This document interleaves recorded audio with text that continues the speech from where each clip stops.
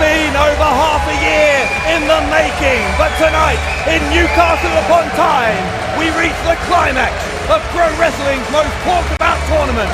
Either Joseph Connors, Kushida, Will Ospreay or King Ricochet will claim the inaugural Pro Wrestling World Cup. Dave Bradshaw here at ringside along with James R. Kennedy. And James, it is electric here in Newcastle. The atmosphere, you're right Dave Bradshaw, rarely do we agree, electric. 4 men have the chance to make history, only one can do it. Who's it going to be? World Cup time. One of the biggest nights in WCPW history on the way. Let's take it to the ring and get things underway with our first semi-final. It is Japan's Kushida against England's Joseph Connors.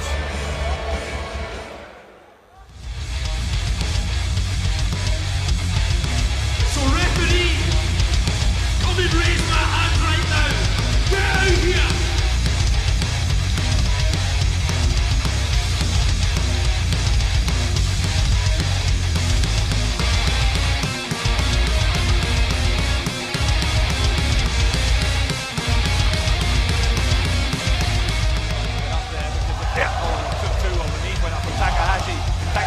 Trying to win it.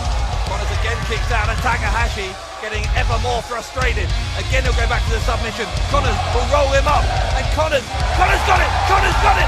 Connors got it! And Connors is in the semi-finals.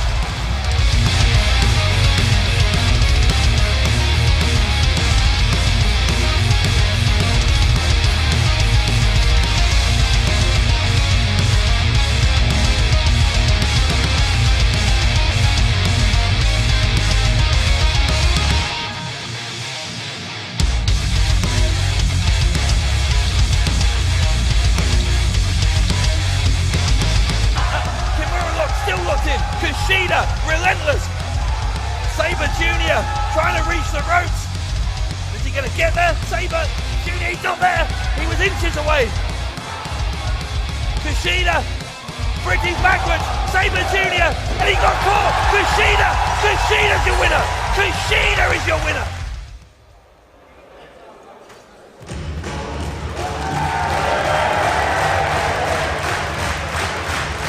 He is Japan's final remaining competitor here in the Pro Wrestling World Cup. He was the best of the Super Juniors in 2 of the past 3 years in New Japan. A 5-time IWGP Junior Heavyweight Champion. Tonight, will he become the holder of the Pro Wrestling World Cup?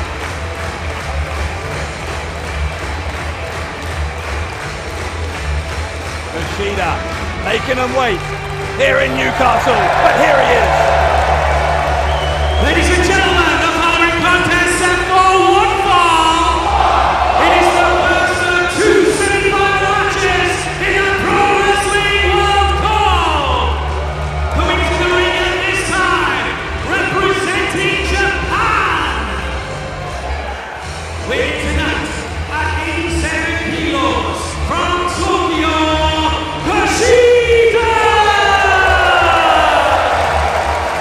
Respect here in Newcastle for Kushida and what a tournament he has had, including, as you just saw on that video package, that remarkable quarter-final victory 2 nights ago in Manchester against England's Zack Sabre Jr. What a match that was, Dave Bradshaw. Kushida just coming through. You said it, Kushida is Japan's last hope in the Pro Wrestling World Cup. Can he go all the way? Who would bet against the best of the Super Juniors? They're also beating Shozanaka and Bushi, as well as Kenny Williams. Not to mention Zack Sabre Jr., we've already said, on the way to these semi-finals. He could just be 2 wins away from the World Cup. We'll find out this evening.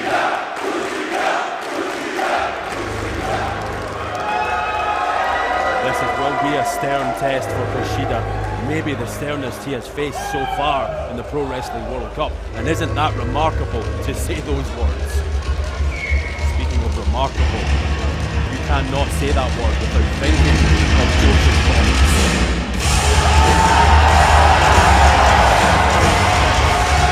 Ladies and gentlemen, his opponent is representing England. Wrestling out of the competition and winning tonight at 97 kilos,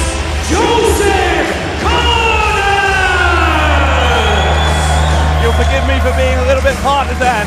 There's a proud Englishman. Joseph Connors, one of two Englishmen to make it to the semi-finals, and I will be backing Joseph Connors here against Kushida. This isn't the first Japanese star that Joseph Connors has faced in the Pro Wrestling World Cup. Of course, he's already beaten Hiromu Takahashi before to advance to this stage. That was a very, very challenging match for Connors. Came through in the end, and he has a different look about him tonight. Joseph Connors, he wants to be the first Englishman to take his place in the World Cup final in point sometime. Looking intense is Connors. He's got a unique route here. He went to a hardcore victory against Hiromu Takahashi in the quarterfinals. Connors didn't go through the qualifiers. It was a replacement for Michael Elgin in the last 16, a surprise opponent for Scotland's Joe Coffey Tuesday night in Milton Keynes. Listen to this, Bradshaw. The atmosphere, electric. People watching all around the world, but right here in Newcastle, England, Joseph Connors, his countrymen, they want to see him advance to the final. Although, as you hear, supporters for Kushida too. We've had fans from all over the world here all week long. World Cup week here in WCPW. We started with 16 on Tuesday. We are down to 4, and by the end of tonight there will be 1. Let us know who you think is taking home the World Cup using the hashtag Pro Wrestling World Cup. That's what the World Cup has been all about today. Respect with these fine athletes. Joseph Connors, as you said, Bradshaw, a late addition to this tournament. There was nothing he could do about that but win, and when he has, can he do the same against the best of the Super Juniors? We wait and we find out. Here we go then, Kushida and Connors. Going to lock it up there. Again against Takahashi at several points during that match in the quarterfinals. Connors, he looked as though he didn't know what to do with the mind games of Takahashi. This is a very different kettle of fish, so to speak, when it comes to Kushida. Well, we've been talking about it all week. Joseph Connors has very significant recent tournament experience. Of course, he was one of the men in that WWE UK Championship back in January. Once again, we're grateful to WWE for allowing Connors to participate in this tournament. But for Connors, who was unsuccessful ultimately back in January, this is a chance of redemption to win a major tournament. Well, can you imagine what it would do to the career of Joseph Connors? Yes, he has made it to the heights of WWE, but the Pro Wrestling World Cup would be special for the Englishman. Kushida, though, takes Connors down, and you see Kushida already working on the left arm. Kushida loves to use that hoverboard lock, a Kimura, often applies it on the left side, and that is why I think he is already trying to weaken the left arm of Connors. We saw that come into play in matches Kushida had with Kenny Williams and Zack Sabre Jr. Yes, Kushida loves isolating one body part, and it's usually that arm, as you say. Kushida now into the hammerlock. Connors counters, great drop toe hold, floats over into the side headlock, but Kushida pushes the shoulders down. Connors needs to be careful that he doesn't get caught by surprise.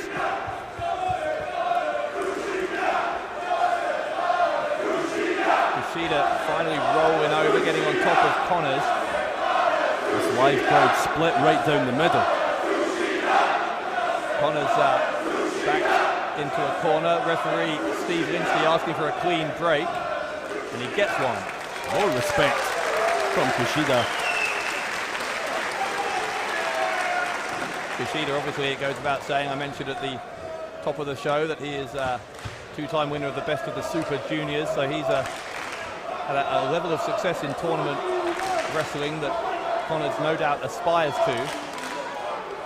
Oh, definitely, and here we have a test of strength between Kushida and Connors. This could be telling early on who has the strength advantage in this semi-final. Connors looking to overpower Kushida. Connors is the slightly bigger of the two men. Kushida, you see how he's bridging on his neck, stop his shoulders from hitting the mat. Doesn't want to be down there at risk of pinfall.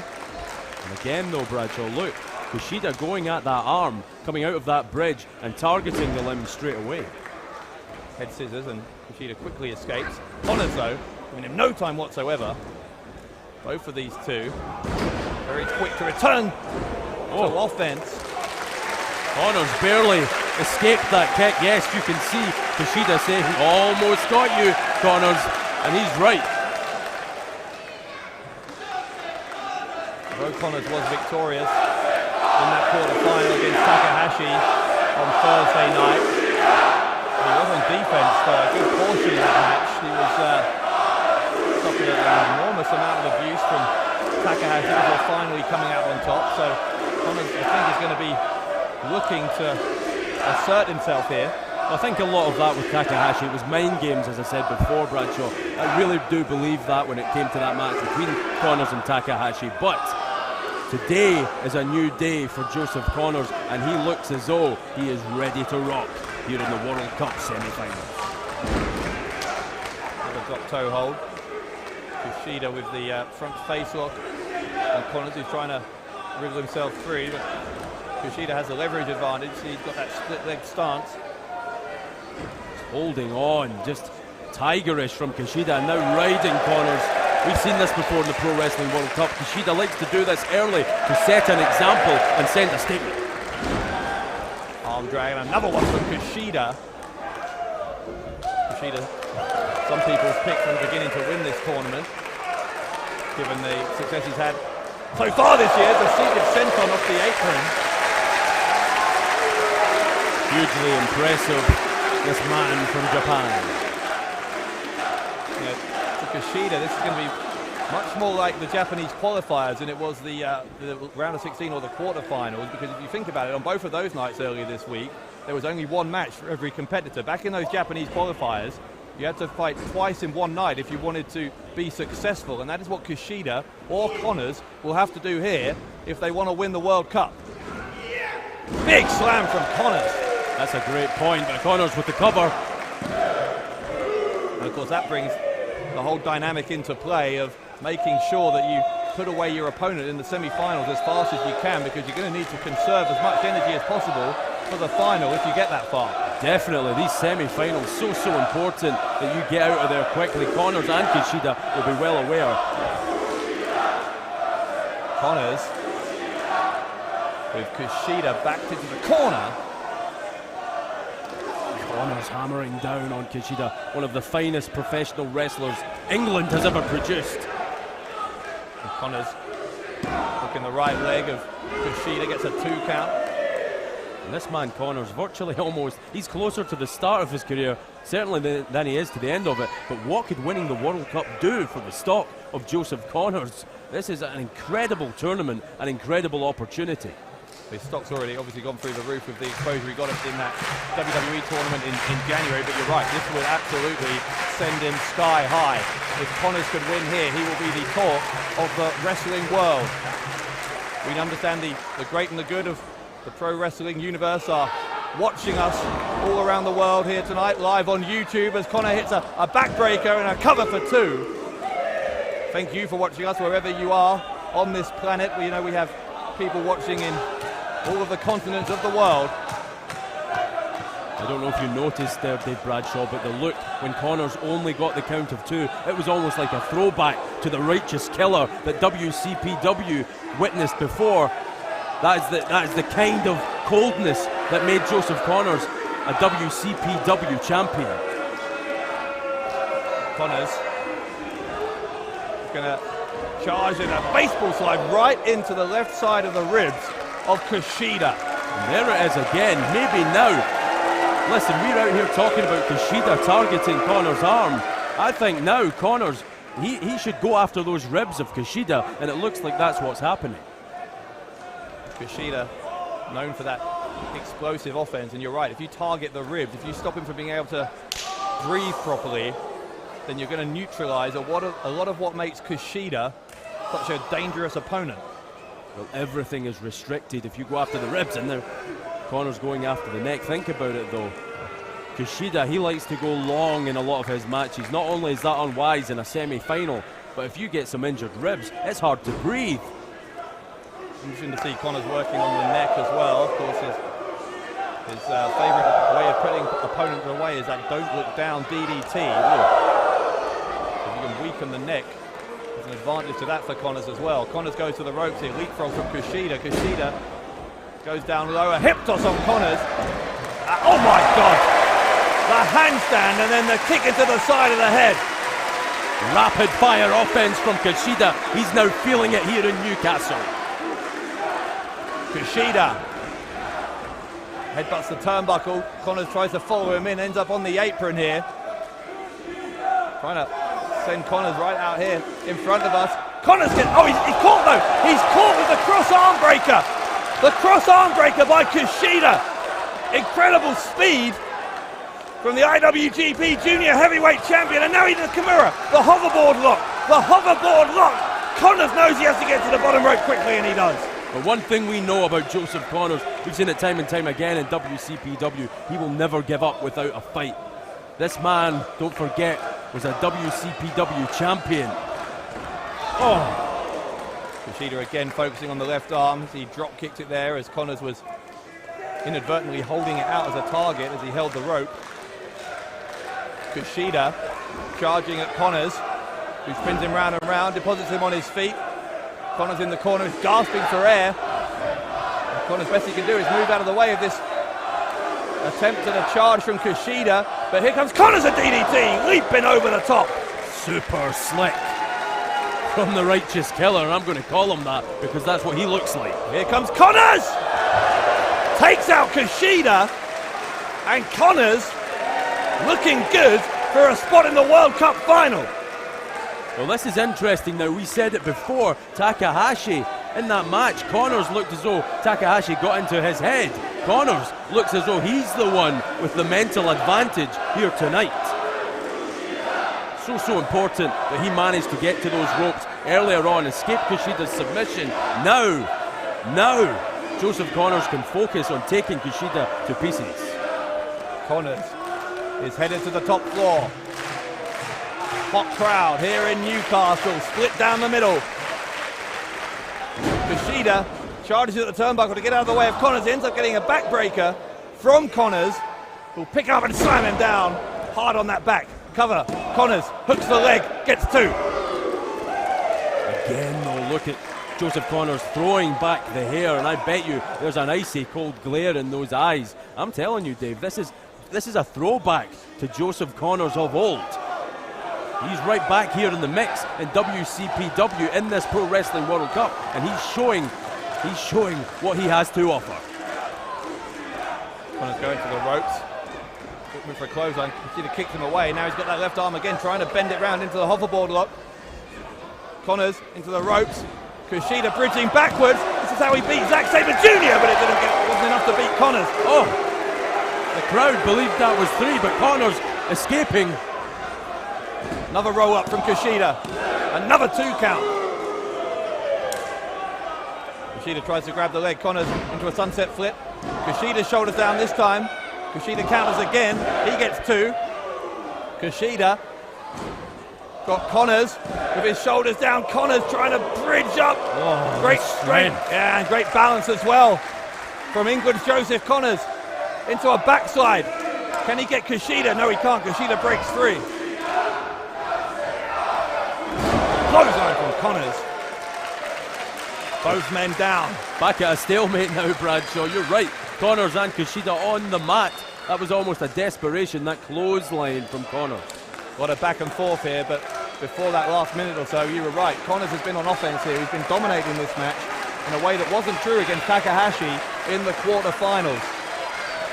Right now, though, it is level peggings with both men down. Well, I don't think we're going to see it. Both these men know what's at stake in a semi-final, but of course, what would happen if both were counted down on the mat? Imagine. I think that's strictly a hypothetical. I'm sure that's not going to happen here because I hope not. Everyone here knows exactly what's at stake. Connors is back to his feet. Kushida being picked up. And maybe we're going to see the don't look down. He's looking for it. It would secure Connors a spot in the final, but look. Yeah, he's going for the hoverboard lock. Connors got himself in trouble here. Kushida has it locked in. Connors picked him up, went for the So don't look down, and Kushida changed it into a hoverboard lock. Connors slams him. Almost a falcon arrow. The cover from Joseph Connors to go to the final, and Kushida says not yet. That was almost the blow which took Joseph Connors to the World Cup final. That's how important. This is the late stages of this competition. Both these athletes know how much it would mean to secure a slot in that final. That itself is historic. Yeah, it is do or die time for all four of the final four. Connors knows he has to take a chance. Needs something special to beat Kushida. That's why he's going to the top rope once again. Joseph Connors launches himself, dropkick from Kushida. And again, both men down. Ironically, we saw Joseph Connors working the ribs of Kushida earlier on. Well, that drop kick from Kushida was right into the midriff, the rib cage of Joseph Connors. Crowd loving every second of this, an absolutely absorbing semi-final match between England and Japan. Connors and Kushida on their knees, exhaustion starting to settle in. But they are exchanging strikes and then some. This is vicious stuff. Kushida, one of the hardest kickers in the game. Don't forget that MMA background Kushida has. Yeah, Kushida unbeaten in MMA. Kushida. Look at this now from Kushida. Got the front face off, but Connors did. Oh, don't look down! Don't look down from Connors. The cover! Connors is going to the final, surely no! Kushida got out again! And Connors again grabbing his own head in disbelief, sheer shock that Kushida managed to kick out of that. The Don't Look Down has finished off so many men, not only in WCPW, but across the world. I believe, Dave Bradshaw, we had another victim, but it wasn't to be. Kushida kicked out. Kushida, unbelievably kicking out of the Don't Look Down. That is something that Connors had not prepared for. I'm not sure if Connors knows what else he can do to put away Kushida. That said, Kushida looks like he is out for the count here. Referee senior official Steve Linsky looking to Kushida looking to catch a break from the senior official. Joseph Connors doesn't, and quite rightfully so, I have to say. Joseph Connors not willing to give Kushida a break. Connors trying to go on offense again here. Listen to that shout of determination from Connors. He asked for Kushida's best and he got it. Well, when you ask for the best from the best of the Super Juniors, you will get it. Kushida, absolutely unbelievable. The first semi-final of the Pro Wrestling World Cup on a knife edge here in Newcastle. Kushida back to his feet. Connors on the apron. So important to both these men that they advance to the final. Connors gets caught again. And he's in trouble. He's in trouble here because Kushida has got him by the leg. Connors almost falling off the top rope there. Kushida dragging him back by his hair. Well, we've saw this before from Kushida joining his opponent up on the top rope. Hoverboard lock. The hoverboard lock on the rope. You can't get a submission on the rope. But Kushida, if he does what he's done before, Kushida swings him over. Once again, there's the Kimura, the hoverboard lock. Connors, can he get to the ropes? Connors is inches away. No! Rolled back in. Kushida, is he going to the final? Connors, surely he has to give up. Connors, can he get there this time? No, again, Kushida has Connors away from the ropes, the middle of the ring. Kushida with the hoverboard lock. Can Connors survive? No, he can't. No, he can't. And Kushida's in the World Cup final.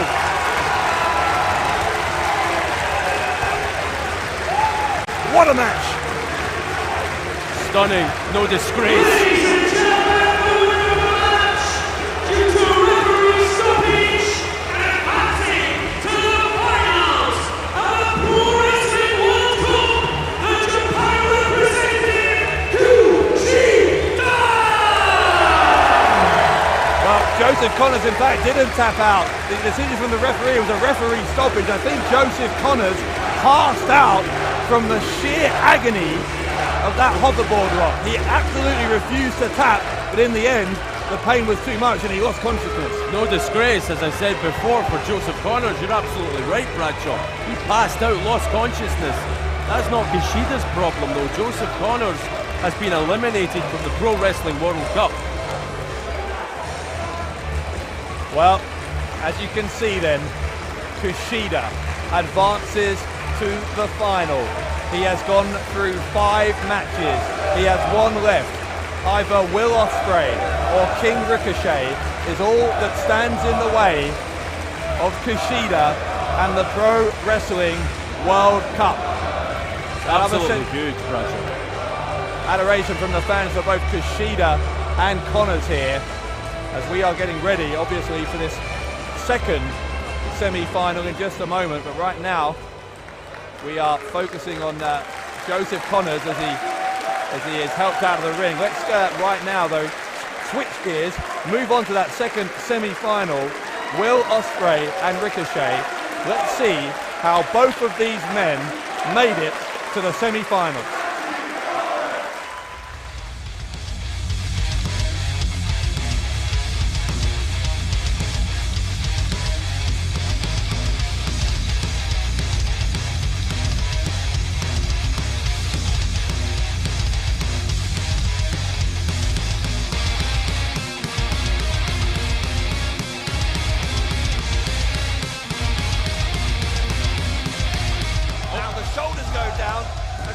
Shoulders down. Oh, wait a minute, no. Hang on a second. Penta thinks he's won it. Has Ricochet won?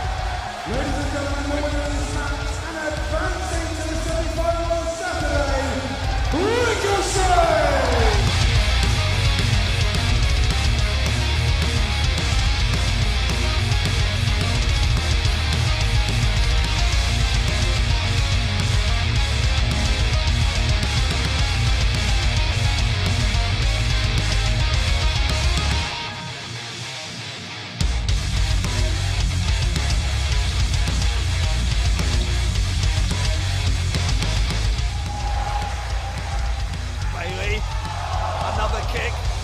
Connects to Ospreay. This time he misses Ospreay. Hits him with the shin. Ospreay goes for the Oscutter and gets it. And he got all of it. Ospreay hooks the leg. Will Ospreay wins it. Will Ospreay is your winner.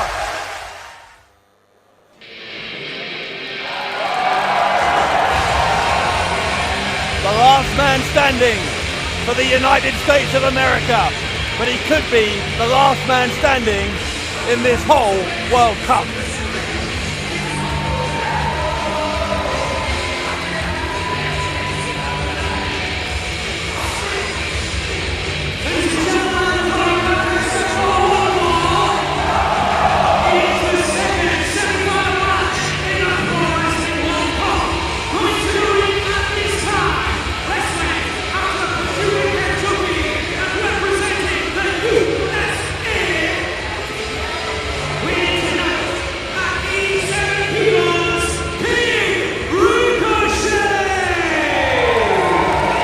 I have been saying ever since the round of 16 bracket was announced here for the Pro Wrestling World Cup that King Ricochet is my pick to win the whole thing. I am sticking with that. King Ricochet, I think, has been absolutely unstoppable so far.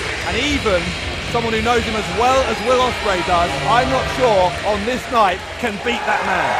Well, we sat at ringside, Dave Bradshaw, and watched as King Ricochet defeated the monstrous man Keith Lee in the qualifiers. I never thought that was possible. I have learned that nothing is impossible when it comes to King Ricochet. Speaking of which,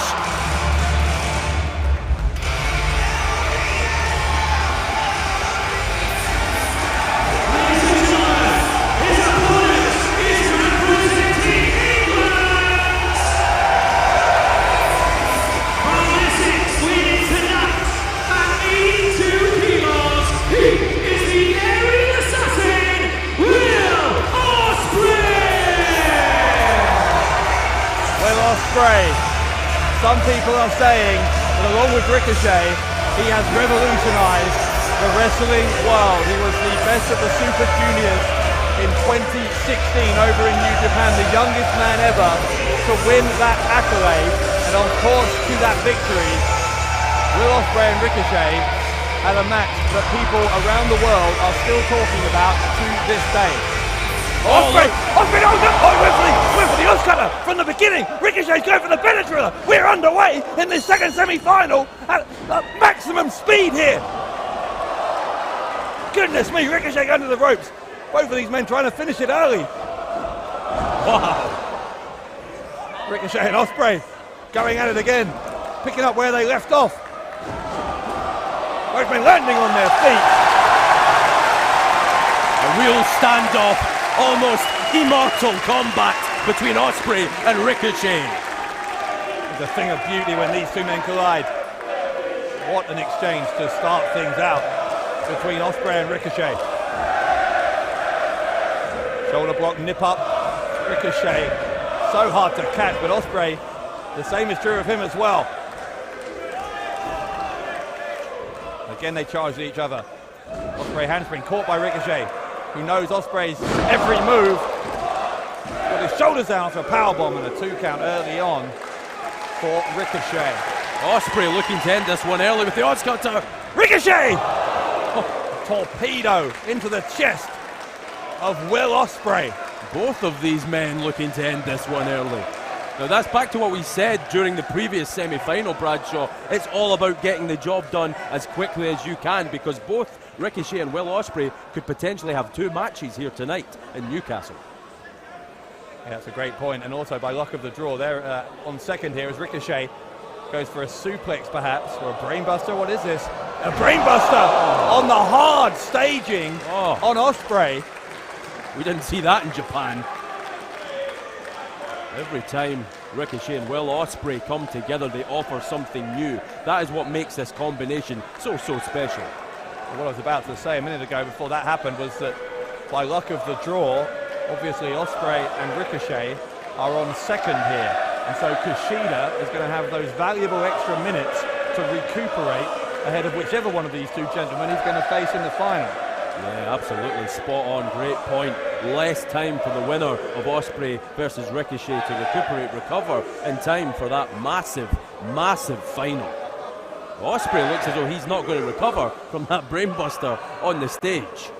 Well, this may be over very early, and that would suit Ricochet just fine. He'll happily take this by count out. And think about this, Bradshaw. We are seconds away from having... We're up to count of 7 now, 8. From having no Englishmen left in the Pro Wrestling World Cup. That's a great point. From 2 down to 0. Here comes Ricochet! Ricochet launching onto Ospreay. That resets the count. Doesn't matter, they're both in. Ricochet, springboard, 450, cover to go to the final. Ospreay kicks out, and we are still alive here. The King is showing why he is widely considered wrestling royalty. The aerial assassin Will Ospreay, one of the best wrestlers on planet Earth today. We've said that time and time again, but he looks rattled. Ricochet scrambled Ospreay's brains on that stage. It's going to take something for the aerial assassin to get back into this semi-final. We've already mentioned both Ospreay and Kushida's victories in the Best of the Super Juniors. Ricochet's also won it in 2014, a year in which he also won the Battle of Los Angeles over in Pro Wrestling Guerrilla. Look, King Ricochet full of confidence. Big chop across the chest of Ospreay from Ricochet. Hurt the hand of Ricochet, but he doesn't look as though he cares. A little nature boy action. Yeah, channeling the great Ric Flair. Get well soon, Rick. Get well soon, Will Ospreay, if these chops continue. And Ricochet with Ospreay on his back now. Trying to stretch out Will Ospreay so he can do some damage to that lower back. He can really put the brakes onto Ospreay's offense. Ricochet looks so calm, so collected, so composed in the early reaches, blowing a kiss at the fans around the world watching him systematically take apart Will Ospreay. That's been a theme in this World Cup, Dave Bradshaw. You can hear they are right down the middle again, just as they were in the previous semi-final. Half of this arena in Newcastle upon Tyne supporting Ospreay, half supporting Ricochet. Ricochet goes to the ropes. I think Ospreay was looking for a hip toss. A counter and a clothesline from Ricochet. Ricochet will not be denied here tonight in Newcastle. This is a real confident athlete we're seeing. I'm telling you, and I'm not saying it with any glee because I'm an Englishman and I hope Ospreay goes through, but I'm telling you, Ricochet's been my pick. I'm sticking there. Ricochet, I just feel like it's his year. Even as a Scotsman, Bradshaw, all my options for my countrymen are gone at this point. But both these men, you can't help but admire them. Let's just say that. Ricochet stomping on the back of the neck there of Ospreay as he continues to press his advantage in this one. And think about this as well, Dave Bradshaw. This is almost a hidden element to this match. Think about what happened to Will Ospreay back at Stacked. Yeah, that was just a few days ago. What was it, Tuesday night? Oh my God, look at that! The heel into the head. You heard the skull cracking, it sounded like, of Ospreay. Ricochet with some pure aggression there towards the aerial assassin. Now, could that attack at the hands of the Prestige at Stack, could that be why Ospreay came in here and tried to end this match with the Oz Cutter early? Is there an underlying injury that Ospreay isn't telling anyone about? It may be that. It may be the fact that he just knows that whenever he goes one-on-one with Ricochet, it's such a coin toss which of them's going to win. They're so evenly matched. But Ospreay thought if he could surprise Ricochet, do something that he's never done against him before, maybe that would be enough. Unfortunately, Ricochet had the same idea. 100%, and Ricochet's right now looks more successful. Ricochet, discus elbow. And now he's going to send Ospreay, well, he was going to try and send Ospreay to the outside. Ospreay tried to counter with the handspring and Ricochet caught him with a dropkick. Superb. But Bradshaw, it looks like no matter what Ospreay... Went for a quick cover there, and that was an unusually arrogant move from Ricochet. No matter what Ospreay does, no matter which way he twists and turns, Ricochet looks to have the answers tonight. Ricochet defeated Matt Sydal and Keith Lee in the American qualifiers, and Angelico in the round of 16, and as you saw, Penta El Zero Miedo in a very close quarter-final to get to these semis, and he is now dominating this semi-final against his long-time rival, Will Ospreay. Ospreay, though, not done yet. Those forearms from Ospreay. Never say die from the assassin. Ospreay clutching at his neck, but feeling the energy of this mostly British crowd. Ricochet, 619. Ricochet with a springboard, Ospreay out of the way. Ospreay again off the ropes. Ospreay, an overhead kick. Ricochet landing awkwardly on his head, maybe knocked out. Well, it sure looks like it. He came down hard on that head, did Ricochet. Well, Ospreay, though, he'll need more than that to come through this and advance to the final. Well, very emotional young man. He needs to channel that emotion. Yeah, Will Ospreay beat Martin Kirby and Rampage in the English qualifiers, beat his hero Rey Mysterio in an instant classic in the round of 16, and Mike Bailey in an equally good quarter-final. A very memorable run in this Pro Wrestling World Cup for Ospreay, but is it about to end here at the hands of Ricochet? Not if he has anything to do with it. Ospreay, what a kick, with a roar of defiance as he unleashed that one into the body of Ricochet. Here he comes again, Ospreay.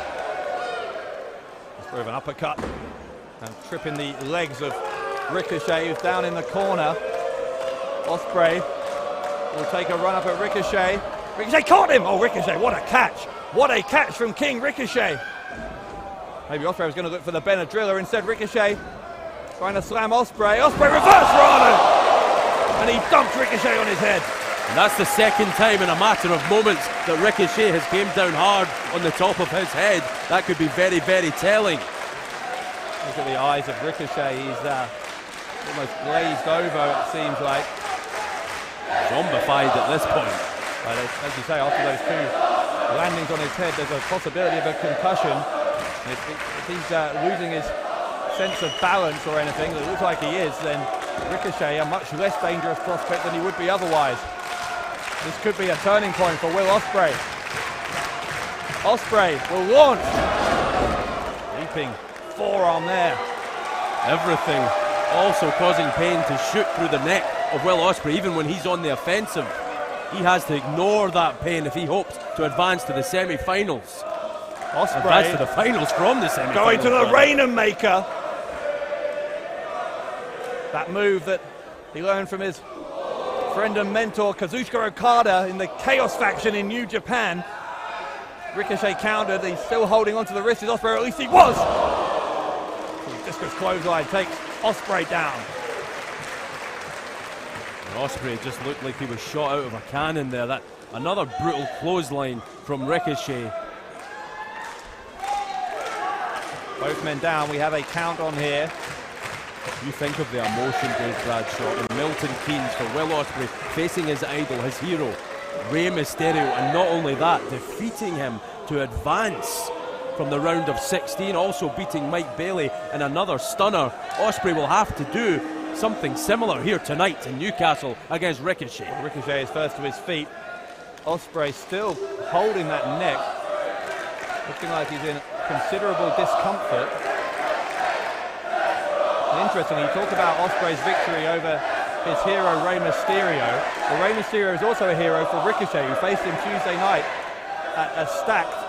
And unlike Ospreay, Ricochet did not beat Mysterio, and I think that's probably eating away a little bit at Ricochet, that Ospreay managed to do what Ricochet did not. Oh, this is ominous. Hang on, Ospreay tucking in the head of Ricochet. You know what he's trying for here. Ricochet all caught up. Ospreay goes for the cheeky Nando's kick. Ricochet moves, kicks Ospreay in the face, and sweeps the leg away. Oh God, long blower by Ricochet. He'll roll over the cover as quick as he can. Look at the left leg, wasn't enough. What? No. But again, Ospreay grabbing at the neck, even kicking out of that pinfall cover from Ricochet hurt Will Ospreay. Referee John Myers ruling that a 2 count, but it is the closest near fall so far of this semi-final. Listen to this crowd in Newcastle, fired up for the Pro Wrestling World Cup finals.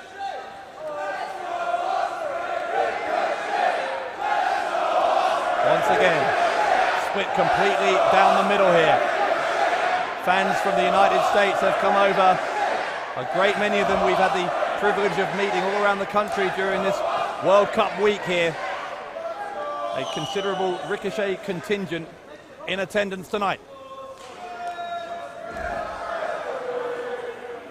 Ospreay putting on the brakes there. That was so crucial that he managed to do that. Ricochet could have finished this match. Ricochet, a knee into the gut there of Ospreay. Second one. This is a part of Ricochet that people forget about. With all the high-flying offense, he can strike and he can brawl as well. But Ospreay also knows a thing or two in that department. He hits an enziguri on Ricochet. Oh God, look at that! Ospreay catching Ricochet. Oh, he caught him right again on the head, and did he know? Goodness me, what a flurry of offense from Will Ospreay, but not enough to put away the king.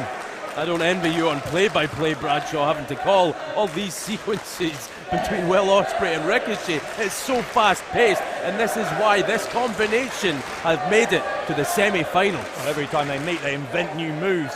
It's remarkable how they manage to top every previous encounter. Every time they meet, it feels like sometimes with these two. Ricochet, now with the German suplex, holding on to the waist of Ospreay. He's still holding on.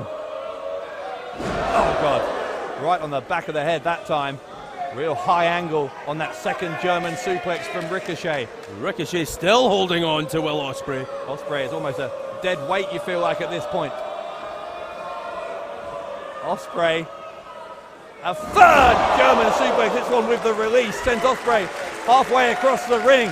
Ricochet will try to finish it with the Benadryller. Goes to the roundhouse kick. Ospreay collapsed. I don't think Ospreay dodged that. I think he collapsed. I think Ricochet recognises that too.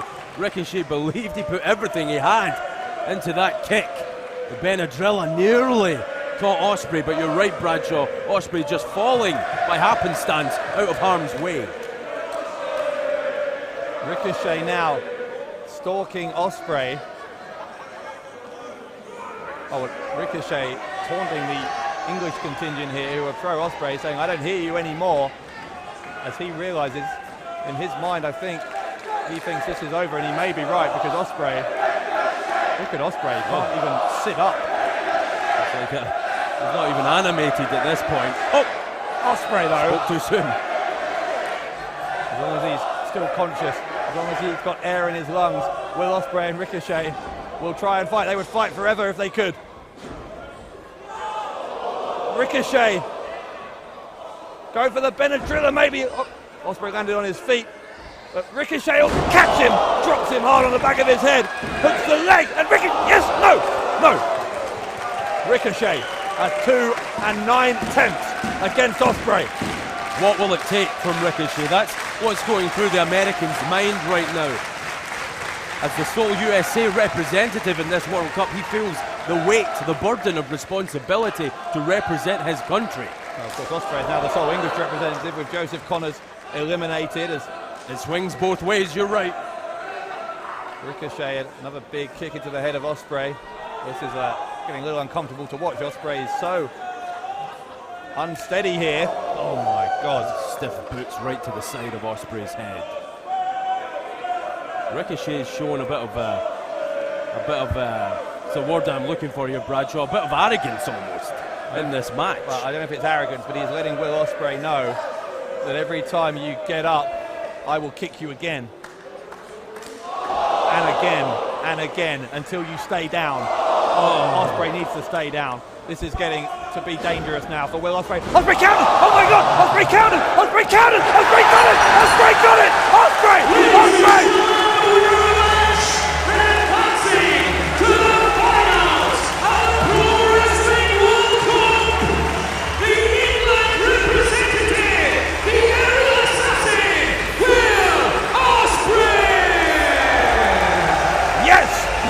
Yes, England are still in. England's Will Ospreay goes to the final to face Japan's Kushida. Well, that match was almost going to extra time. We've seen how that worked out for England in the past when it comes to the World Cup. Will Ospreay didn't care about that. Will Ospreay, you're right, now in the Pro Wrestling World Cup final. How huge is that for the aerial assassin? Another epic encounter between King Ricochet and Will Ospreay. But Ospreay, as you see, takes the final spot in the World Cup final. Kushida and Will Ospreay, our main event, coming up a little bit later on. A repeat of the final of this year's Best of the Super Juniors. Kushida won that one. Can Ospreay get his revenge in the final of the Pro Wrestling World Cup? Well, that's not all, Bradshaw. Tonight, don't forget, we have Joe Hendry, the prestigious one, defending the WCPW title against none other than Jack Swagger. This could be the biggest night in the history of WCPW, but yes, Ospreay, Kushida, only one can win, only one can become the winner of the Pro Wrestling World Cup. Wow. Yeah, Jack Swagger going to challenge, of course, against Joe Hendry for that WCPW title, as you say, and the World Cup final coming up. That one goes without saying. It needs no introduction.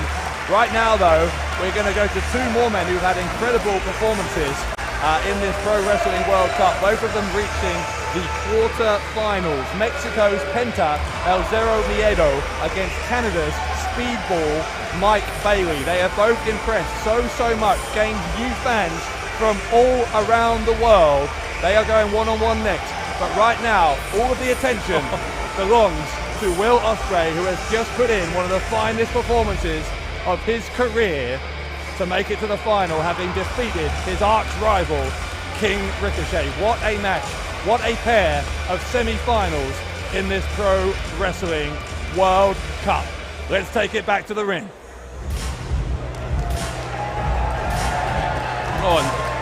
This just doesn't stop tonight, Dave Bradshaw. You want to talk about the speed of Ricochet and Will Ospreay? Here comes the speed ball. Been so impressed by Mike Bailey, a man I'd never heard of and many other people in Europe had never heard of before. But he's one of the real stars of this Pro Wrestling World Cup. Ladies and gentlemen, the following singles match is one fall. Introducing first, from Montreal, Quebec, Canada, weighing tonight at 175 pounds, Speedball Mike Bailey. Speedball Mike Bailey from Canada, as you can see, well trained in the art of Taekwondo. Yeah, if I was one of those people in the front row in that entranceway, I wouldn't be so eager to take one of those strikes from Speedball. Look at this. Precision and power from the Canadian. Mike Bailey has shown just what a hard striker he is throughout this tournament. As I said, emerging from the Canadian qualifiers to make the last 16. Ended up, in fact, the only Canadian representative in that last 16.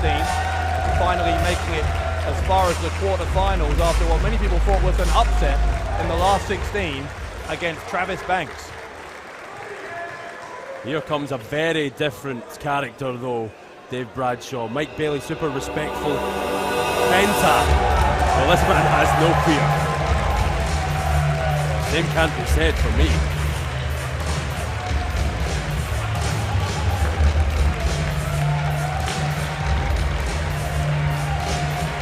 Ladies and gentlemen, his opponent, wrestling out of Veracruz, Mexico, and weighing tonight at 180 pounds, this is Penta El Zero Miedo! Penta El Zero Miedo also made it to the quarterfinals of the Pro Wrestling World Cup. He beat Bad Bones of Germany in the last 16 before eventually falling prey to King Ricochet by the narrowest of margins. Both men had their shoulders down in that quarterfinal. Ricochet lifting his up at 2.5. Ricochet not happy with the way he was eliminated, but a good decision by our referee on Thursday night in Manchester. Penta, the masked menace from Mexico. This is a big match for both these men, Bradshaw. Something to prove, if you will, for Mike Bailey and Penta. Bailey, after that win against Travis Banks that I talked about, eventually succumbed to Will Ospreay in one of the finest live matches we've ever seen.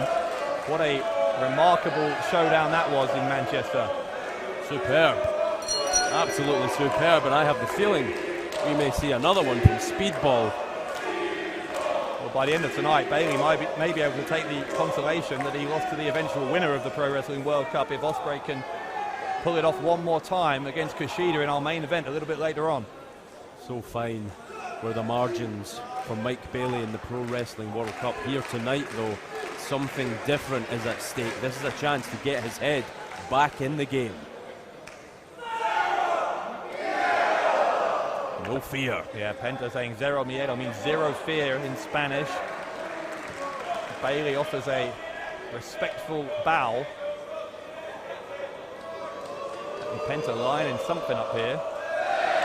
Great catch from senior official Steve. There again. Roundhouse kick attempt from Bailey. That's a clothesline from Penta. Big kick. We've seen how hard Bailey can strike. I was talking about that a minute ago, and you see an example of it there, but Penta showing he's no slouch in that area either. Penta matching Bailey's ferocity. Leapfrog from Bailey, who will handspring and backflip his way back to his feet. There's a drop kick from the Canadian. A lot of speed on display, agility as well. Top marks for Bailey. A lot of people in WCPW, fans included, believe it's only a matter of time before someone like Mike Bailey holds championship gold in this company. We're seeing why. Bailey and Penta.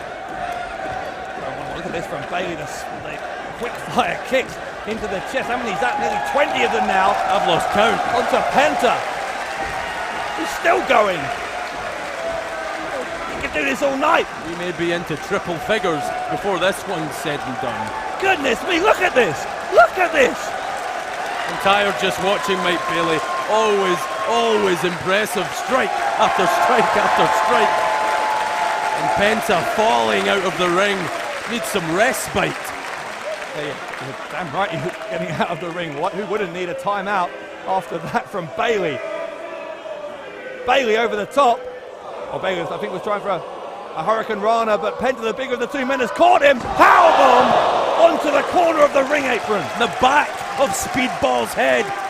Well, it didn't just glance, it smashed off the ring apron. That's why, this is what makes Penta so dangerous. At a moment's notice. Penta, since he debuted 7 years ago, has been one of the real stars of the world of Lucha Libre. He's a former AAA Latin American champion, Lucha Underground champion, the Rey de Reyes in AAA in 2016, one of their biggest tournaments of the year. Oh, as Bailey goes flying into the crowd barrier. Both these men frustrated they were eliminated from the Pro Wrestling World Cup contention. They're taking it out on one another here tonight. As well as your thoughts on that Ospreay Kushida final. God, what a kick from Penta. As well as your thoughts on who you think is going to win the final. We'd love to know who you think have been the stars of this Pro Wrestling World Cup. For my money, we're looking at two of them here. Join the conversation on social media. Let us know who has impressed you using the hashtag Pro Wrestling World Cup. Look at the discoloration on Mike Bailey's chest. Those huge chops from Penta. Bursting blood vessels on Speedball. God, kick right into the back of the thigh. Takes Bailey off his feet. Oh, burst a muscle. That big kick. Penta deceptively quick for such a large man. Yeah, it's always stunning to me how Penta is able to be so agile, such a master practitioner of that Lucha Libre style. Like you say, he's not a small man. Oh, Penta kicking to the back of the head of Bailey. We want to wax lyrical about the speed of Speedball Mike Bailey, which is there. It's there for everyone to see. But again, Penta matching Bailey strike for strike. I didn't think we would see this. Penta's shaking his head as someone in the front row, I think, is getting on his nerves here. A lot of Canadians have been here this week as well. It's been such an honour to see and meet so many great fans of pro wrestling from around the world during this week of the last 16. There are some Mexican wrestling fans here in attendance too, sticking around to see their heroes. Penta with a clothesline in the corner, snapping the neck backwards of Bailey, but Bailey almost hit the neck, or the head and neck of Penta, right off the shoulders of the Mexican superstar. That's what Bailey needed at this point in the contest. He needed to fire back quickly. Penta was starting to take control. Bailey measuring Penta, who is in the corner here. With a high knee. Bailey will charge again, another one. Bailey feels he has this one well in hand. Bailey, that time his knee hit the top turnbuckle. Spins round, kicking to the left arm of Penta. Bailey, leaping, twisting moonsault into the splash and the cover. Whoa. Penta didn't like that one. He ate all of it. Impressive from Speedball Mike Bailey. Some rotation on that, Bradshaw. One of the things we're seeing here, whenever Mike Bailey comes out and competes in this past week and throughout this World Cup, is that sometimes there's a portion of the audience who aren't familiar with him, and by the end of the match, he's won them all over. Oh. You are hearing increasing volume in those Mike Bailey chants as this match goes on. You just need to check social media to see the world is buzzing about Speedball. They're buzzing about Penta as well, though, especially with moves like that. As he goes for a cover, and the right shoulder of Bailey goes up to keep him alive. Mark my words, people will talk about Mike Bailey in the same breath as legends in a matter of years. They'll still be talking about his match with Will Ospreay from the Pro Wrestling World Cup for years to come too. Unbelievable. We had the best seat in the house for that match on Thursday night. You can still watch it, of course, and all of the action from this inaugural 64-man tournament, the Pro Wrestling World Cup, all of it on the YouTube channel of What Culture Wrestling.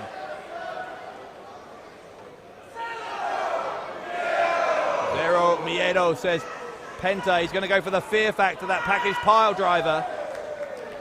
dumped over the top by Mike Bailey. Bailey kick between the shoulder blades. He's going to go for a German suplex on the apron. That's dangerous. Dangerous attempt here from Bailey. Penta goes behind. He's going to try for something similar of his own, perhaps. Bailey, an elbow to try and release himself. Which way does this turn? Could be disastrous for either man. What is this? Swept the leg away. Bailey. A moonsault. Oh, it's a double knee drop. No one there. Penta. A knee into the face. A bad 10 seconds for Mike Bailey. Disastrous, in fact. I'll use that word again. Mike Bailey in trouble. Hang on. Now Penta looking for the fear factor. The package pile driver. If he hits it on that, the hardest part of the ring, Bailey is doomed. Bailey knows it, and he saves himself with a drop kick. Crucial for Bailey to hit that drop kick. You're right. It was all over if Penta hit that pile driver. Bailey up top here. Penta outside. A twisted moonsault. The corkscrew landing on Penta. Mike Bailey coming down hard too, sacrificing his own well-being to prove something in this match against Penta. I tell you what, whoever wins this one, based on their performances here tonight and throughout this World Cup tournament, both Penta, El Zero Miedo and Speedball Mike Bailey must be in line for some championship opportunities both here in WCPW and elsewhere, based on how high their stock has risen through this tournament. Absolutely, both Penta and Mike Bailey, surely future champions here in WCPW. No doubt about that. They have been super impressive throughout the Pro Wrestling World Cup. And here, put these two men together, we're seeing something special. Penta is still on the outside. Bailey is again going up top. Is he going to have a second bite at this one? I'm not sure. As Penta is back in the ring. Wow, shooting stars going for the knee drop, but he saw Penta move out of the way, so he adjusted, and this time though, a mistake from Bailey as he runs into the boot of Penta, not once but twice. Penta is calling for the Canadian Destroyer. Ironically against the Canadian, but there's the moonsault into the double knee drop, right into the abdominal muscles of Penta El Zero Miedo. Bailey's not finished. Penta might be. Cover from Speedball, 2.5, and Penta is out of there. Mike Bailey, an exasperated outburst. We won't repeat what he said. You can't blame him for saying it. Thought he had 3 on that occasion, just the 2. Yeah, that chest of Mike Bailey is getting more red raw by the minute. It's almost the same colour as Penta's ring gear. I'll bet you that Penta's chest is a similar colour underneath that t-shirt he's wearing, because Penta has taken a flurry of strikes to all parts of his body from Bailey. Now look at this. Oh, Penta struggling to get his equilibrium back to his feet. Look at Bailey's stare. It's like Bailey goes to a different place. He's a well-mannered young man outside of the ring, but when he's in there, when he's in the ring, he can just get so intense, and you're seeing it here. Penta capable, more than capable, of joining Mike Bailey in that danger zone. Penta will thrive on that. He won't thrive on this though. Again, the quick fire offense from Bailey, and an enziguri around the back of the head. Live crowd here in Newcastle appreciating. Oh! Out of nowhere. A response from Bailey though. Both of these two taking everything the other man can give him. Hang on a second. Bailey finds himself on the top. Oh, he got caught. Kick from Penta right into the breadbasket of Bailey. Crazy action here between Speedball, Mike Bailey and Penta. There's the reversal from Bailey. Another big kick to the skull of the Mexican. Bailey off the middle rope, got caught by Penta. Penta driver. Pentagon driver by Penta El Zero Miedo. It's good for 2, but Bailey again somehow got out of the Pentagon driver. Somehow, some way. I think Steve Linsky, his hand was so close to coming down for the 3. Both men exhausted. Both men knowing that despite the fact they are not in the final of the Pro Wrestling World Cup, this is another opportunity tonight for them to showcase their talents on a global stage, and they are doing just that. Almost a proving ground for both these men. Disappointed again that they were eliminated from the World Cup Oh, wait a minute. Penta says the end is nigh. Maybe we will see, finally, that package pile driver. He has put away some of the best in the world with the fear factor. And I think Bailey, very, very aware of that. That's why he's trying not to allow himself to be put into position for it. Penta will try again, or Bailey will counter. Bailey got the shoulders of Penta down. Penta rolls over. They both end up in the ropes. Look where they landed, though. Oh, no. Penta tried this earlier. Oh, Canadian Destroyer! Canadian Destroyer! I thought he was going to go for the fear factor again, but he may have done something even worse. Someone get out here right now and check the well-being of both these men, specifically Speedball Mike Bailey, because that could have broken Bailey's neck. Both of these two men have put it all on the line here in Newcastle, as they have throughout this week and throughout this tournament. The Pro Wrestling World Cup been running since March, if you can believe that. We have been going at this for close to half a year. Penta throwing Bailey back inside the ring, wants to end this match. Penta taking time to taunt the crowd, and that was a mistake. Went for that Lanza, the double foot stomp.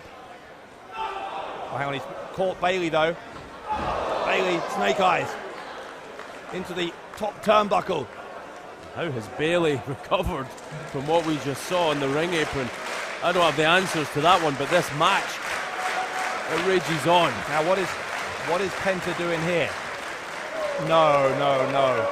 Penta, I think, saying he's going to go for another Canadian Destroyer off the turnbuckle. Bailey saying absolutely no way. I don't know if Bailey's neck could take another one of those Canadian Destroyers. It would literally be a Canadian Destroyer. Penta left reeling. He's in a precarious spot there up on the top turnbuckle. Bailey. Oh God, Hurricane Rana from Bailey. Bailey knows this is an opportunity here. Penta in trouble. Bailey launching himself maybe off the top rope. The shooting star knee drop again, no one there. Penta, a huge kick. He's got it set up. Here he goes. He says Zero Miedo, the fear factor. Nails it. Bailey's head bounces off the canvas. Penta, El Zero Miedo, your winner here in Newcastle. Ladies and gentlemen, here is your winner, Penta El Zero Miedo! Two of the absolute stars of the Pro Wrestling World Cup, showing you just how good they are. Penta El Zero Miedo ultimately victorious over Speedball Mike Bailey tonight. Speedball and Penta, both men getting a standing ovation here in Newcastle, and rightfully so. You have to believe, Bradshaw, again, there is championship gold in the future of both these men. Penta El Zero Miedo from the world of Lucha Libre. Every style of pro wrestling has been on display during this World Cup, and no one has been more proficient in showing the world what Lucha Libre is all about than that man standing tall in the ring right now. I'm sure we have not seen the last of Penta El Zero Miedo. Look at this, up on the ropes. The crowd loves seeing performers like Penta. We know why. He's world class. International incident here at the Pro Wrestling World Cup Finals. Great match between Penta and Speedball Mike Bailey. Wow. Speedball with nothing to be ashamed of either. As we said, a great tournament for him, including an all-time classic against Will Ospreay. Great match tonight. A spectacular outing against Travis Banks on Tuesday as well. But nonetheless, your winner here tonight, Penta El Zero Miedo.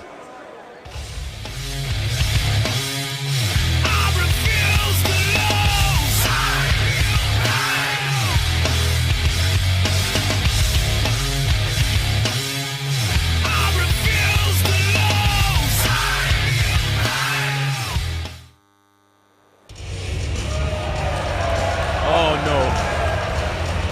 forward to being back with you on iPay-per-view on October 2nd. Refuse to lose, but right now, here comes Rampage.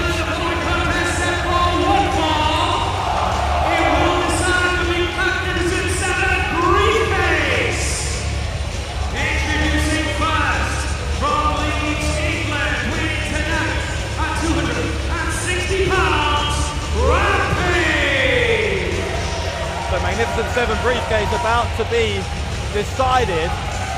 Our general manager Adam Blompier granting a shot for Rampage against the illegitimate holder, in my view, of that briefcase, El Ligero. Rampage very impressive in that 7-man ladder match for the briefcase a couple of weeks ago on Loaded. Rampage always impressive. This man a very popular figure here in England and around the world. The world is watching and the world could see Rampage take that Magnificent Seven briefcase from the ranks of the Prestige. Well, let's hope so. I don't want to see it happen personally, but stranger things have happened and I would never bet against Rampage. Not after what I've seen this man do.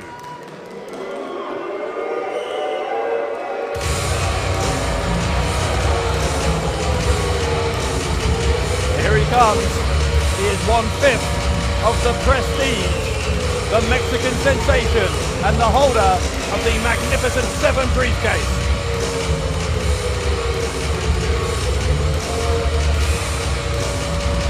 His opponent from Los Angeles, Mexico, weighing tonight 185 pounds. He is the holder of the Magnificent Seven briefcase and the prestigious Mexican sensation,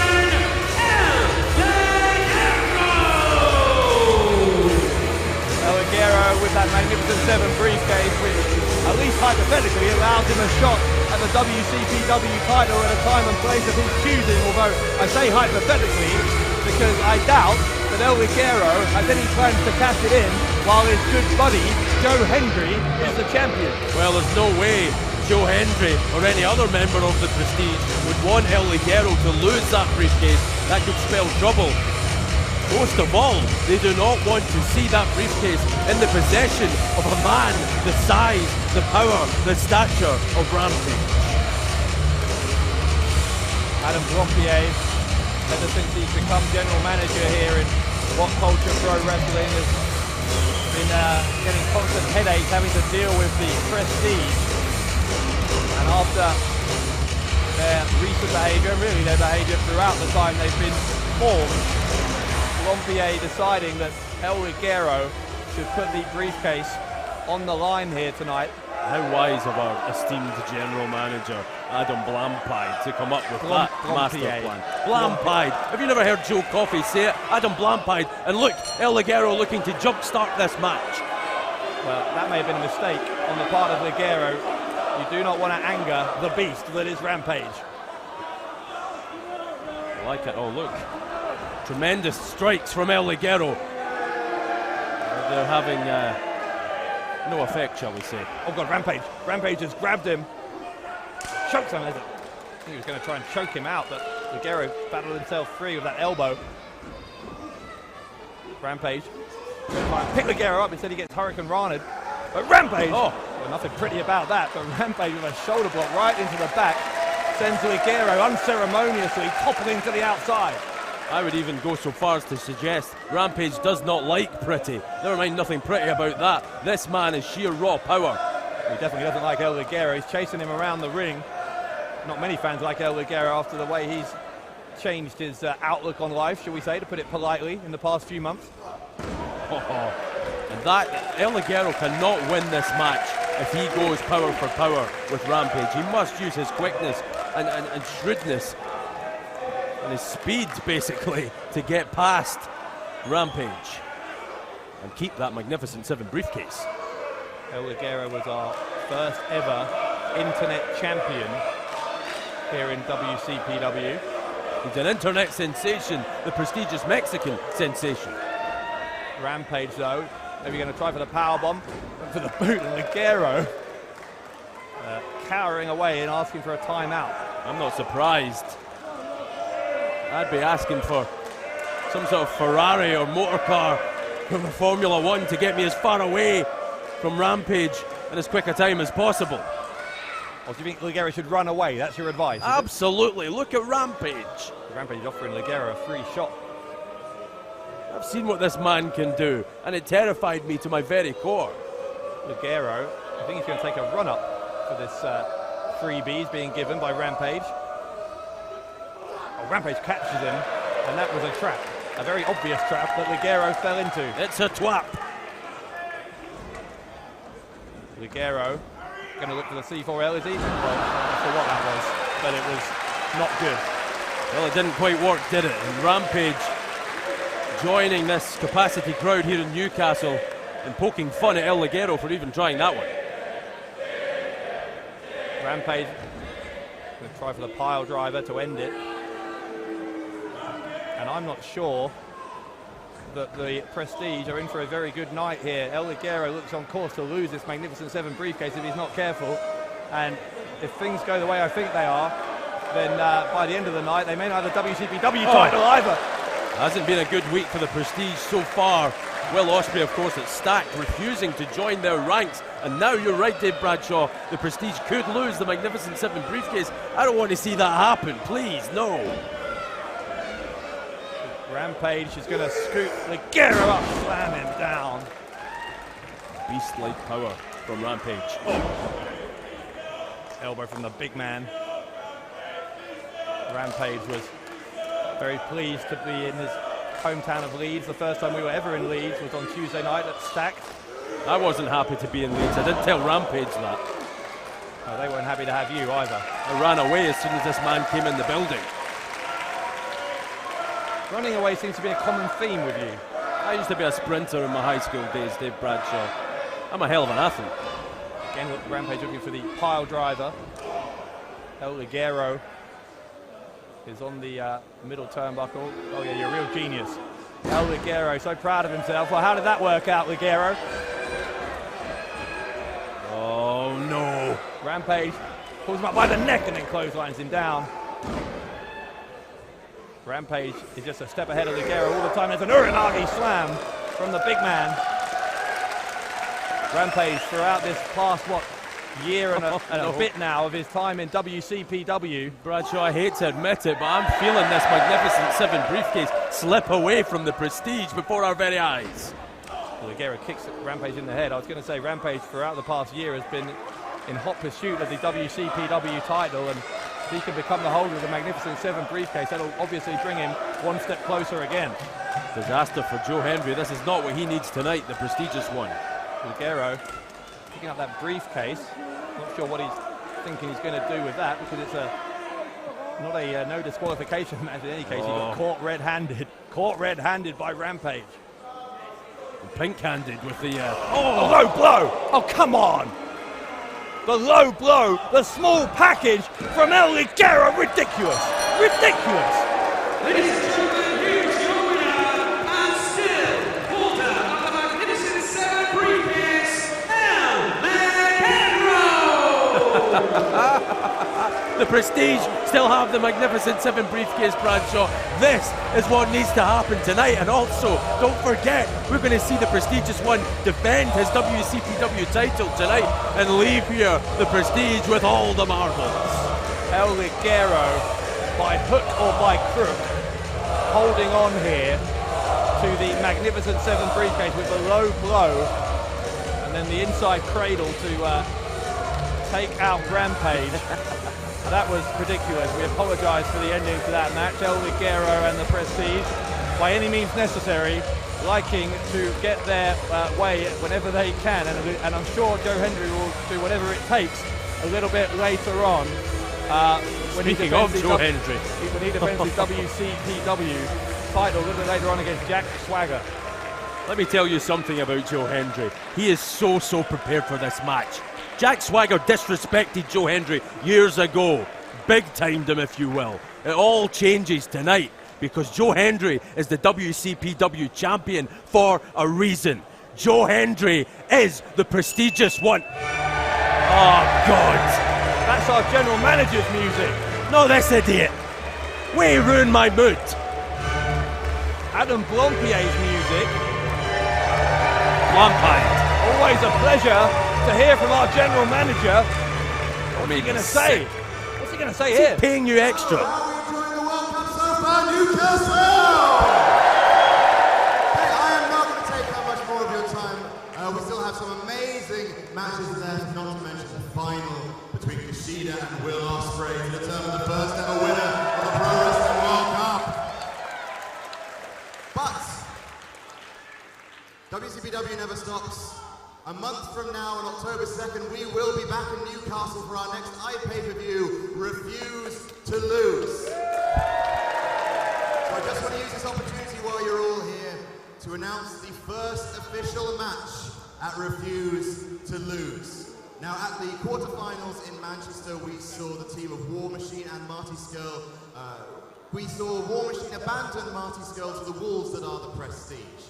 That has not sat well with Marty Skrull. He will unfortunately miss the event, Refuse to Lose. However, we can announce that the WCPW Tag Team Champions War Machine will defend their titles against none other than the Young Bucks. Oh my God!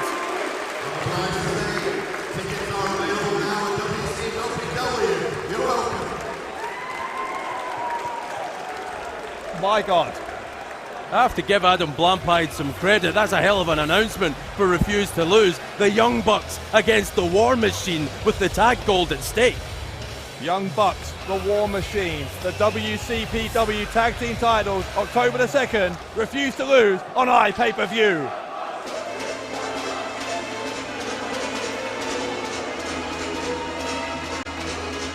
Here comes a legend, Dave Bradshaw. Maybe a legend in his own mind. I've heard you say that before. That may make Alex Gracie even more dangerous.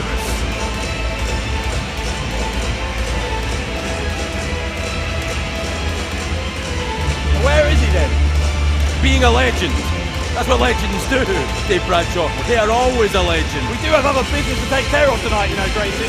We're on Gracie's dime. We're on Gracie's watch. Ladies and gentlemen, the following singles match set for one fall. It will decide the #1 contendership to the WCPW Internet Championship. Introducing first.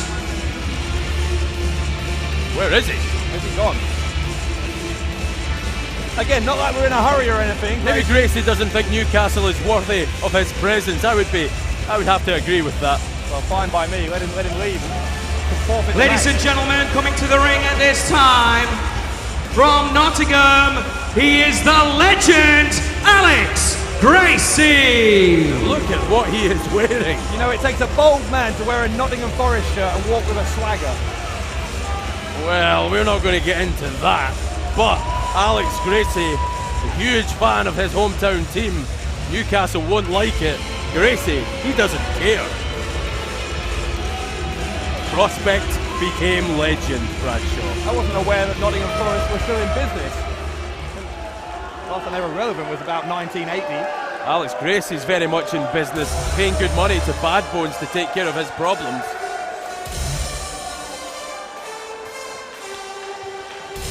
Well, speaking of problems, Gracie has a big one here. The technical wizard, and for my money, the best pro wrestler in the world today, Zack Sabre Jr.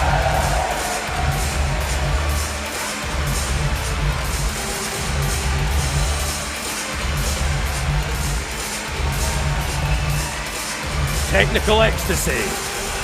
Ladies and gentlemen, his opponent, hailing from the Isle of Sheppey, there is only one, Zack Sabre Jr. I don't always agree with our ring announcer Stevie Aaron, but he's right on the money there. One of a kind, Zack Sabre Jr. And one of these two men, either Sabre Jr. or Gracie, is in the next few minutes going to become the #1 contender for Gabriel Kidd's Internet title. That's huge. And think about this, Alex Gracie believes he is a legend. Well, nobody would be able to doubt that.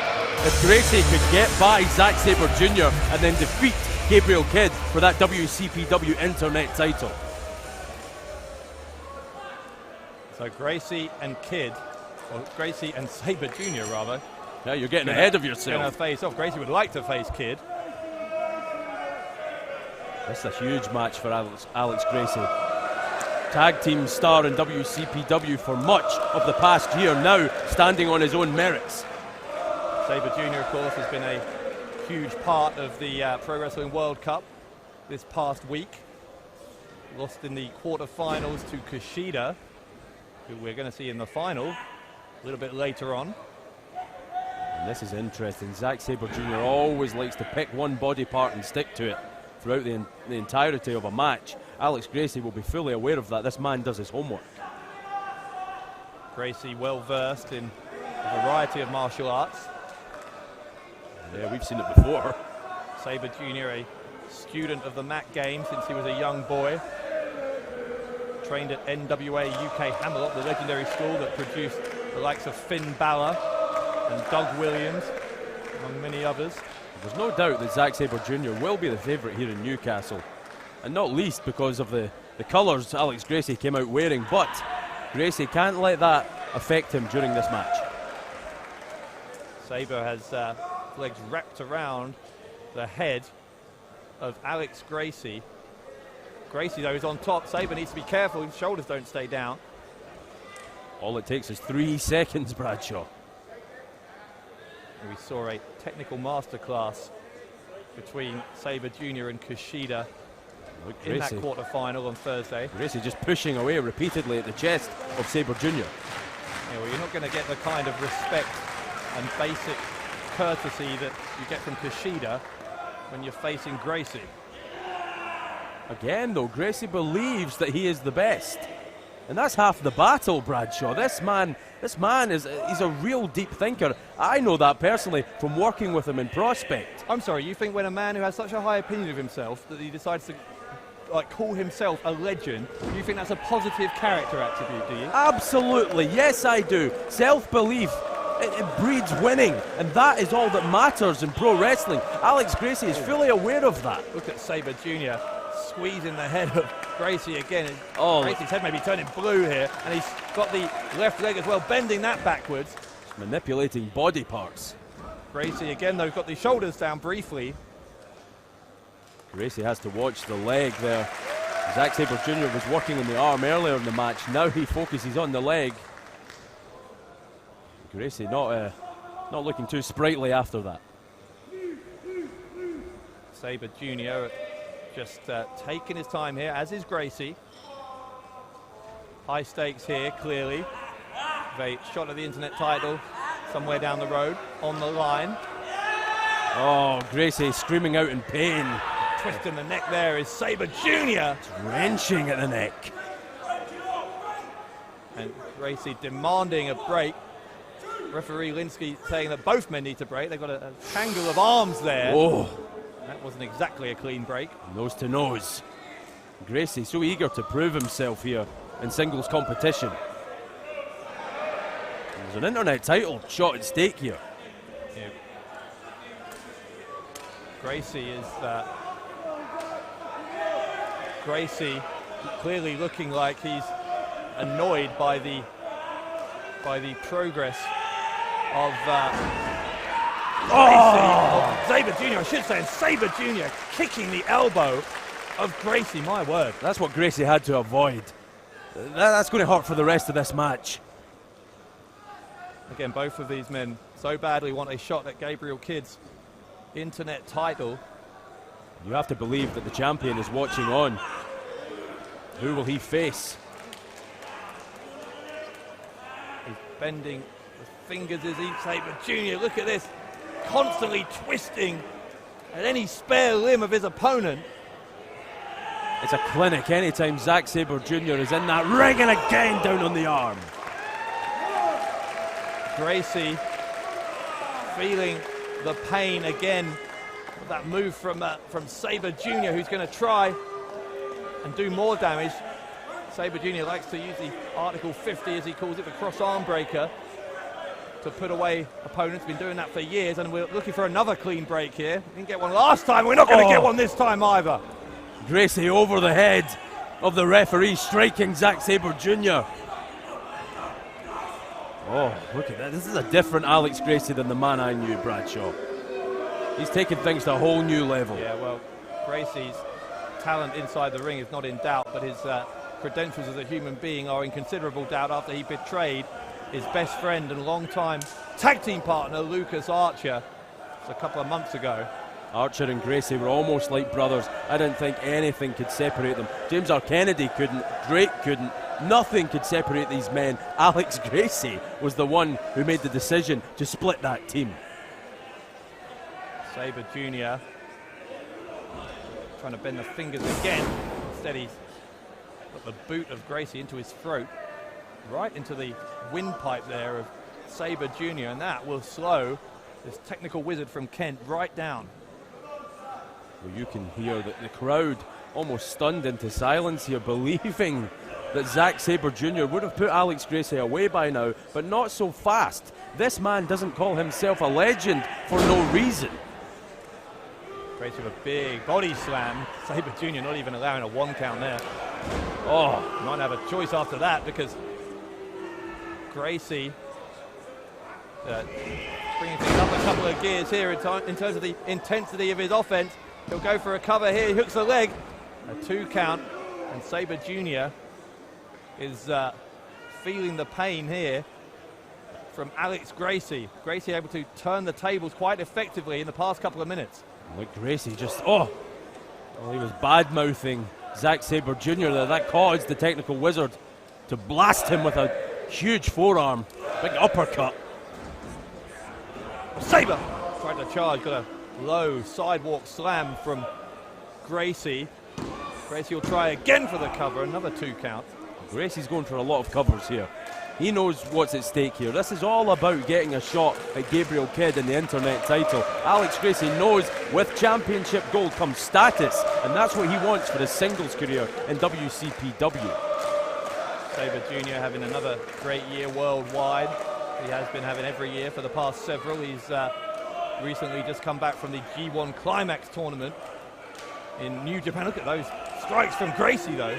Thuggish side of Alex Gracie's character emerging here. Sabre Jr. with an impressive debut in that G1 Climax. 5 wins, 4 losses. One of those wins against the legendary Hiroshi Tanahashi. Oh, Sabre Jr. now favouring the back. He hit that corner buckle hard. Sabre is... I think people are stunned, Bradshaw, by the control and poise of Alex Gracie here against Zack Sabre Jr. More than holding his own. Gracie is a tough fighter, there's no doubt about that. Maybe that wasn't quite clear to everyone when he was sort of enjoying life, with all the fun and games of being part of Prospect with Lucas Archer, but we're seeing a new mean streak to Gracie recently. There's a high leg lariat. Sabre's shoulders down again for 2.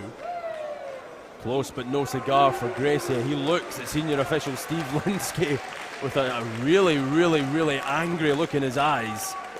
He believed that was 3. Not quite. Gracie again stalking Sabre Jr.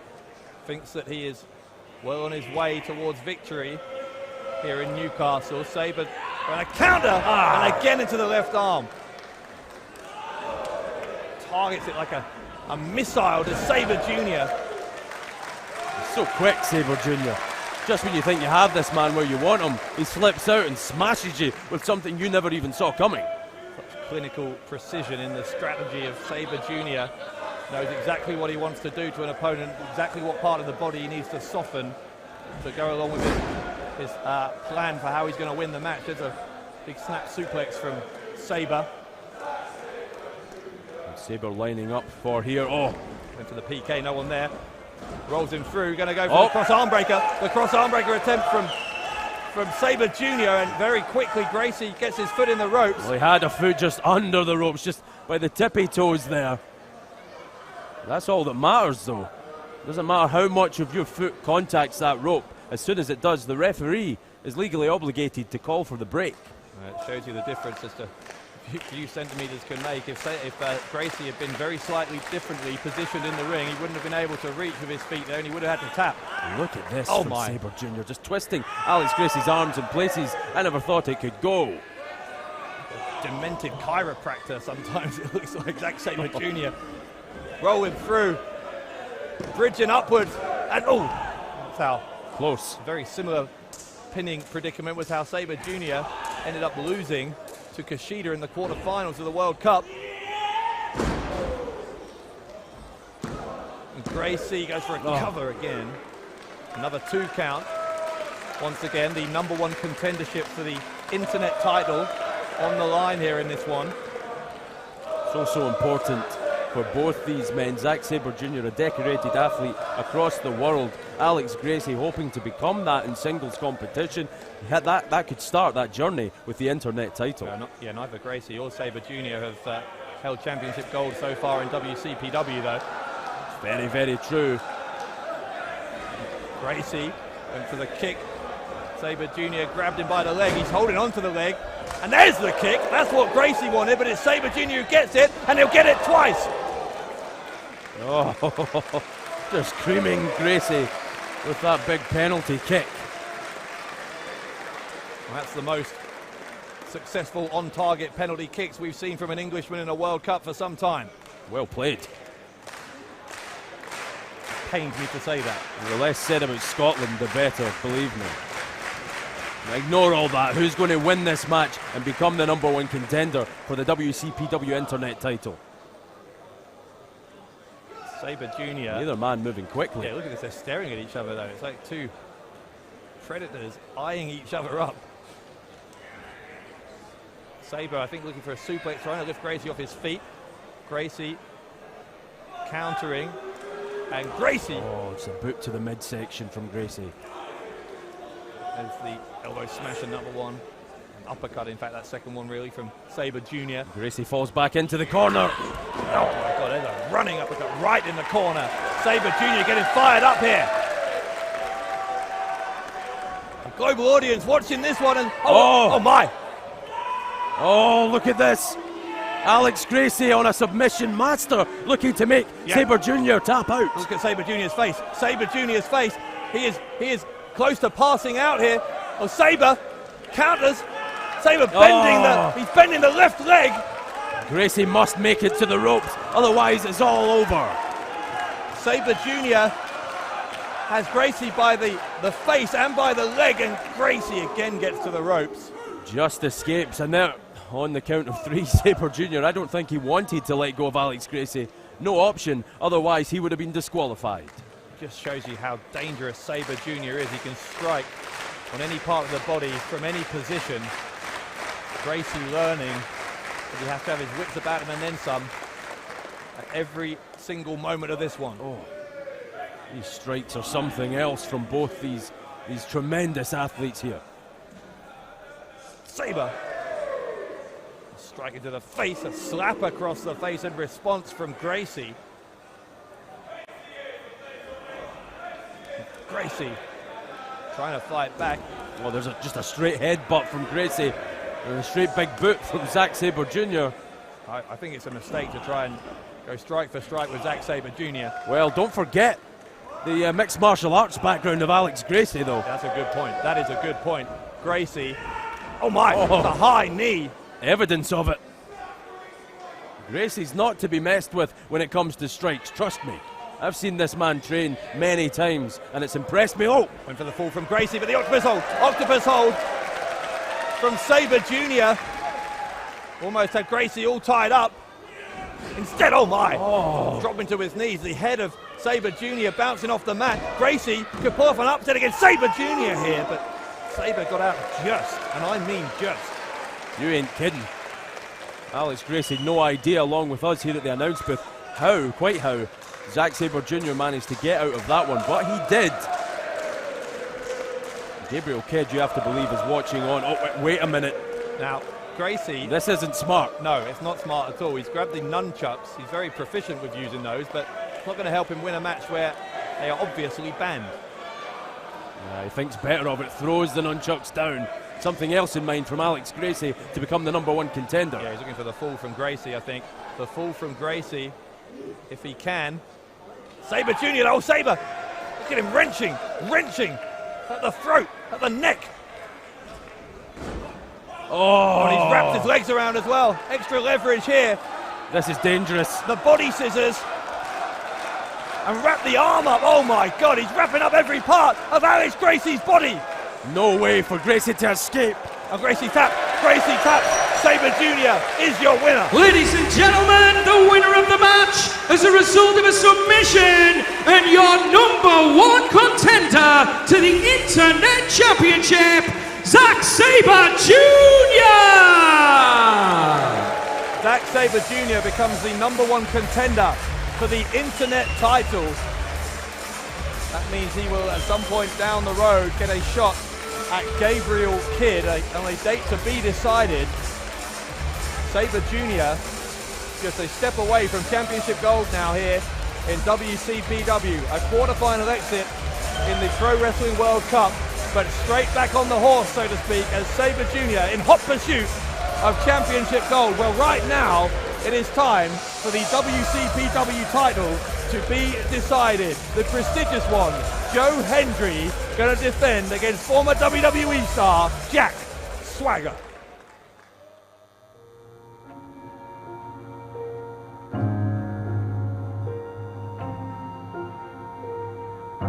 You had the opportunity to pass on some of your knowledge, to take Joe Hendry under your wing, but instead, what did you do? You put your hands on Joe Hendry in the middle of the ring, probably thinking that there would never be a comeuppance, there would be no consequences for your actions. But you should have known better, because I've evolved. And this right here, this means I have power to do what I want, to make the matches I want. So instead of giving somebody on the WCPW roster an opportunity, I'm proposing this. August 26th, the prestigious one is issuing a challenge to come over to the UK to face me, and let's finish this. And I'm going to show you why you should have never put your hands on the prestigious one, Joe Hendry. Of course, I remember you. I distinctly remember putting my hands on you. You have transformed yourself into a champion. You have transformed yourself into the 2017 British Wrestler of the Year, Joe. I accept your challenge. But be careful what you wish for, Joe, because I will give you the lesson that you so badly craved 4 years ago, you bootleg Conor McGregor. And you will really know what it feels like when Jack Swagger lays his hands on you.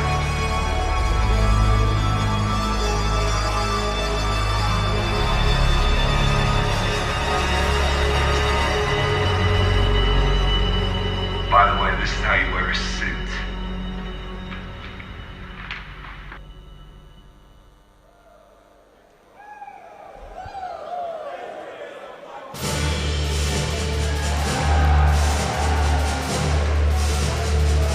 An all-American hero on the way to the ring, and a man who could soon be the WCPW champion. Ladies and gentlemen, the following singles match set for one fall. It is for the World Culture Pro Wrestling Championship. Introducing first the challenger from Perry, Oklahoma, USA, weighing tonight at 271 pounds. He is the real American, Jack Swagger. A former World Heavyweight Champion, ECW Champion, United States Champion. This man has held championship gold so many times in his career, hoping to add the WCPW title to his resume tonight in Newcastle. Oh, without a doubt, but has Jack Swagger ever come up against a man, a myth, a hero, if you will, like the prestigious one, Joe Hendry? Don't forget, there's a reason why Joe Hendry is WCPW champion. This man, Jack Swagger, wanted to disrespect Hendry before. He'll never make that mistake again. Are you seriously asking me if Joe Hendry is ever faced anyone like Jack Swagger, other than Kurt Angle? I can't think of anyone with the pedigree of Jack Swagger who Joe Hendry has ever been in the ring with. Okay, so maybe Joe Hendry hasn't faced someone with the size, power, and sheer speed and agility of Jack Swagger all in one package. But there's a reason Joe Hendry holds that gold. You referenced Kurt Angle. Look what Joe Hendry did to the Olympic hero. You really think he won't do the same to the real American? We'll find out. We won't have to wait very long. The air raid sirens resonating throughout Sports Central here in Newcastle, and here comes the champ. Ladies and gentlemen, his opponent from Edinburgh, Scotland, weighing tonight at 228 pounds.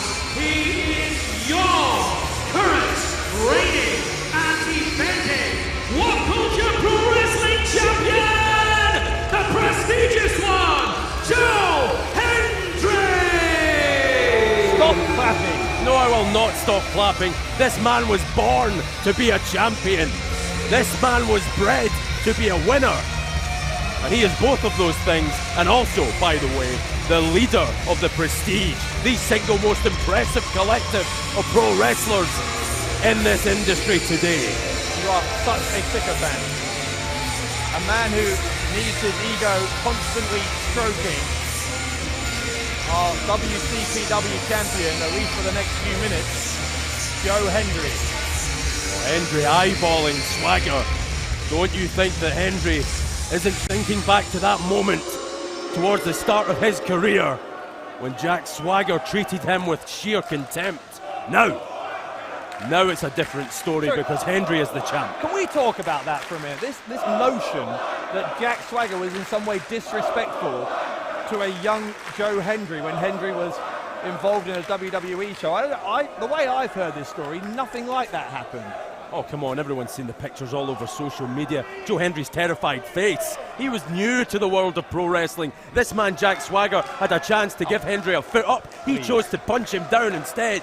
It's a tough business. This industry does not owe Joe Hendry a living. However much he thinks that he is entitled to every opportunity, to every title, that is not the case. Joe Hendry needs to be knocked off his perch, and Jack Swagger may well do that right here. Listen, people have tried to knock Joe Hendry off his perch before and failed. At least may I remind you, Dave Bradshaw, of who Joe Hendry has faced here in WCPW? Look, I'm not disputing the ability of Joe Hendry, and he's had some impressive victories.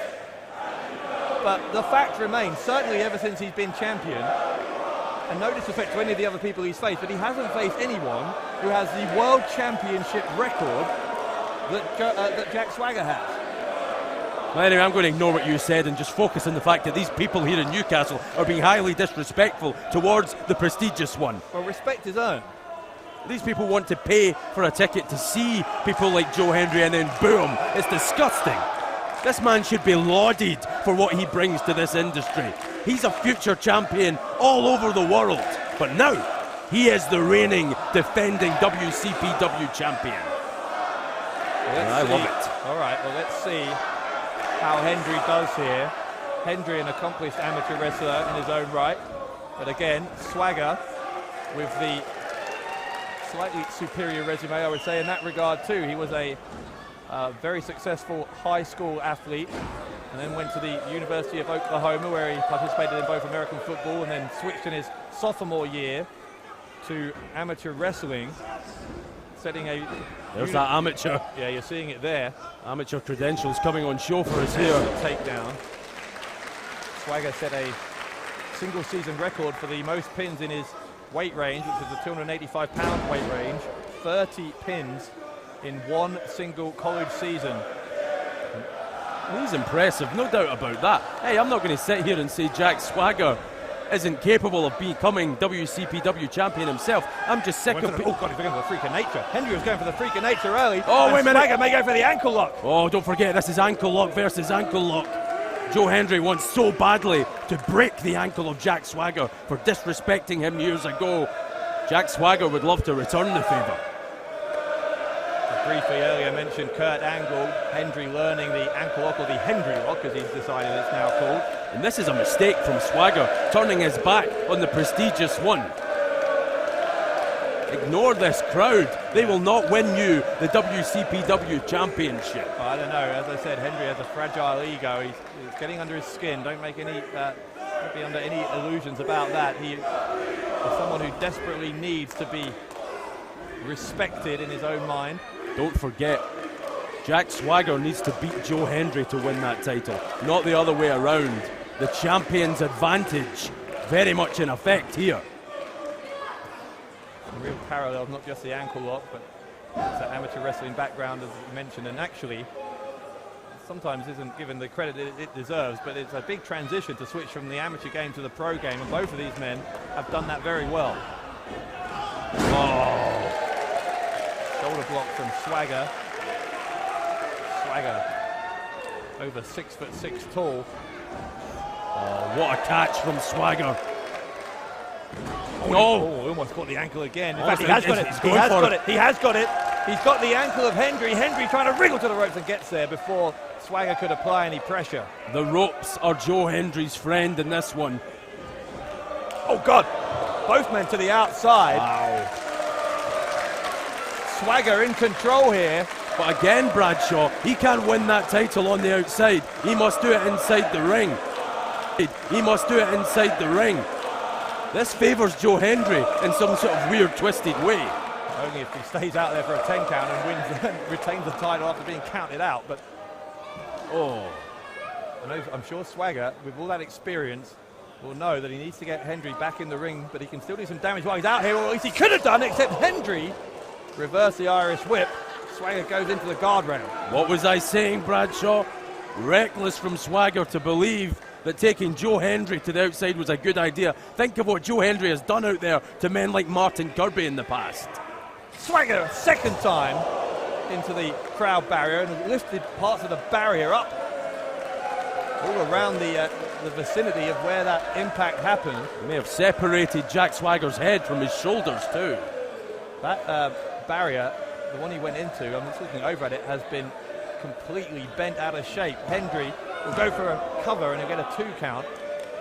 And I believe Jack Swagger's plans are bent out of shape. Swagger literally swaggered in here believing that he had the prestigious one in his pocket. This is a different Joe Hendry to the man he met years ago. Swagger was in control when this one was in the ring. It was when it went outside, you're right, that things started to change. I'm always right, Bradshaw. When are you going to listen to me? When it comes to the prestige and Joe Hendry, I know what I'm talking about. There's a reason Joe Hendry's the champion. Time and time again, I say it. Hendry is certainly in control at the moment. He goes for a cover again, another 2 count. And there's this ruthless streak that we see in Hendry that comes out pretty regularly. It's what actually won him the title in the first place at the end of April, when he won by a referee stoppage against Martin Kirby. Hendry had been kind of obsessed with winning that title. This man's been obsessed with winning since the day he was born. Joe Hendry has excelled at absolutely everything he has put his mind to, and I'm very confident he will beat Jack Swagger tonight. How about that? Again, we'll find out. Swagger, right hand to Hendry, and Swagger will go to the ropes. Hendry! Back elbow takes down the challenger, goes for the cover again. He took the right leg, and again a 2 count. Bit of a slow count there, if you ask me. What? The cadence was a little off. Cadence. So biased, it's ridiculous. Of course, because I realise how good Joe Hendry is. All these morons here in Newcastle need to realise the same. Suplex again at the cover, another 2 count for the champion. Swagger really has not been in this one ever since they came back from outside the ring after Swagger was sent twice into that guardrail. Sometimes I feel sorry for Joe Hendry that he has to put up with such harsh treatment from wrestling fans, that they somehow think it's okay to chant obscenities at him without repercussion, when this man holds the gold that is sitting on our table right now, the WCPW Championship, and has done for months with distinction. And by the way, he has defended it all by himself. Yeah, that's a joke. Hendry has relied on his prestige buddies time and time again, by hook or by crook, for Joe Hendry. Oh, there's just a big knee to the midsection, the huge midsection of Swagger. Hendry has Swagger in the corner. And see what this crowd think of the champion. It took too long before following him in, and Swagger nails the champ. Swagger a second time will go for it, cracking the head backwards. A third. Oh, he's not done. Swagger a fourth time. Oh my God, we're still going here. There's 5. Oh, look at this. Swagger 6 times in the corner. The slam down. And Swagger is feeling like he's just moments away from winning some championship gold here. No. This would be a disaster for the Prestige. Swagger.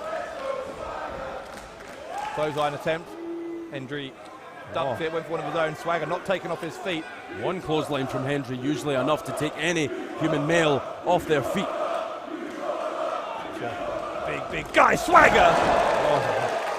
Hendry colliding, but Swagger got the better of it, and Swagger was a half a second away from winning the WCPW title. That was too close for comfort, too close for comfort. The Prestige cannot afford this. After Will Ospreay spat at Joe Hendry's feet and said, no, I will not join the Prestige if Hendry loses the WCPW title tonight, it'll all fall apart. Hendry must rally and make the Prestige stronger. A minute ago you were being all confident, and now you're looking at the possibility of Hendry losing. I hate when people point out when I'm wrong. You're sweating as well. Profusely. Swagger! Oh, he's caught him! Swagger will go for the ankle lock, he calls it the Patriot lock. Joe Hendry found the key to unlock it. And now Hendry will go for what he calls the Hendry lock. Either way, they're both the ankle lock. Only the Hendry lock's superior, let's not forget that. The Swagger again, once again trying to lock it in, and he's got it this time. He's got it. This time he's got it. Hendry's in the middle of the ring. Come on, champ. Get to the ropes, champ. Tap out. Oh, look. After Jack Swagger tried to steal the Hendry lock from the champion, the champion fires back. Yeah, Hendry is twisting. He's going to try and break the ankle of Swagger. Swagger can't reach the ropes. Pull him away from the ropes. Yes. Oh, no. And Swagger with a counter. Now look, both men have each other in the ankle lock. Oh, something's got to give here in Newcastle. Oh, look at this, a double Hendry lock. A double Hendry lock, Bradshaw. Well, who's going to... I mean, the question is here, who's going to tap first? Oh, but in the end, Hendry got to the ropes. Oh. Goodness me, both of these guys ripping at each other's ankles. Oh, a big double clothesline. Both men go down. Come on, referee. Count them out. Come on. Yes, quicker. You want a double count out now? How prestigious would that be? No, I wouldn't say that Joe Hendry would want things to end that way, but I just think it would be a travesty if Joe Hendry left here without the gold. Hendry is crawling up to his feet, just a little bit ahead of Swagger here. Both men damaged, obviously, by the ankle locks from their opponent. Can't believe Jack Swagger tried to steal the Hendry lock. Swagger was doing it before Hendry was. Who said that? Who are you listening to? Facts. Don't let facts get in the way of a good story. Look at this. Oh, you are so 2017. Oh, Swagger. Right hand after right hand. And we'll go for that gut wrench. No. The gut wrench powerbomb. We've seen him put away people from all over the wrestling world with that one. A DDT though from Hendry. Here we go. Hendry, freak of nature. Yes. Pin him. Yes. Count. Can Hendry beat Swagger? Can Hendry beat Come on, referee. Swagger? Oh my God. Referee, what was that? That was a 3 all day long. Hendry frustrated there that the freak of nature enough to put away the vast majority of opponents, but it was not enough to put away the former world heavyweight champion. These people need to shut their mouths trying to throw the prestigious one, the champ, off his game. People can do what they like. They paid their money. Yeah, and they pay a lot of money to meet the WCPW champ. Just take a look at Joe Hendry's Twitter account for proof of that. Hendry slapping away disrespectfully at Swagger, who has been knocked almost out cold, it seems like. Barely knows where he is after that freak of nature, but Swagger as Hendry. There we go. Oh, God, sunset flip. Oh no! Ankle lock! Oh no! Swagger twisting again, ripping But the ligament's in the ankle. Reach out for that rope, champ. Reach out for that rope. Oh, God. Agonizingly close, but the emphasis on the word agonizing.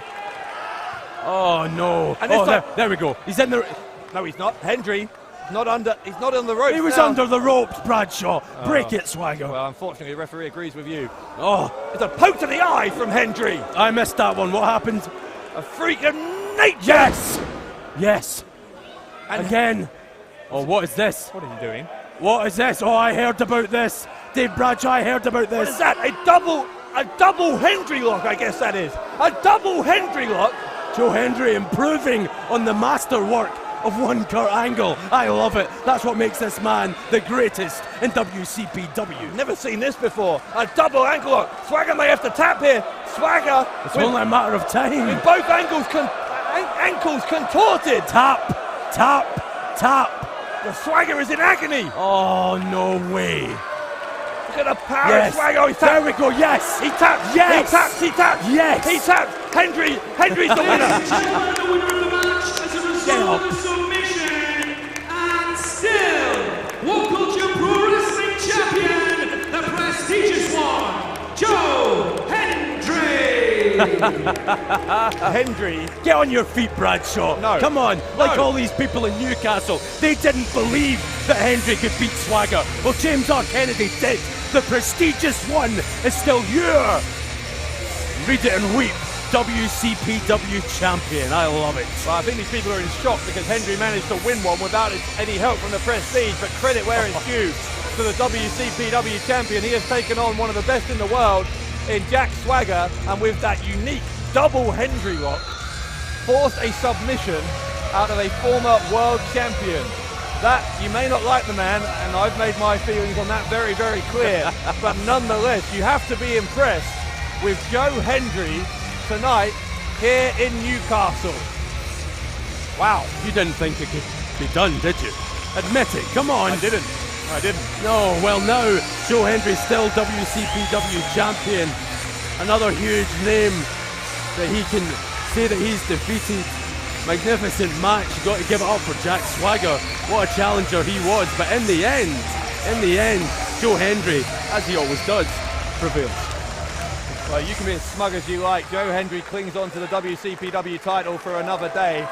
Jack Swagger just in front of us here, enjoying the applause from this crowd after a spectacular effort. Great WCPW title match. But it is time to shift gears. The WCPW title match is in the past. There is one piece of business left to do. It is a piece of business that has been half a year in the making. We started out with 64 men. We are down to just 2. Japan's Kushida, England's Will Ospreay, 1-on-1, and the winner will be the holder of the inaugural Pro Wrestling World Cup. They simply do not come any bigger than this. Probably the biggest match in WCPW history to date. All the marbles up for grabs. Who can do it? Kushida or Ospreay? We're going to find out.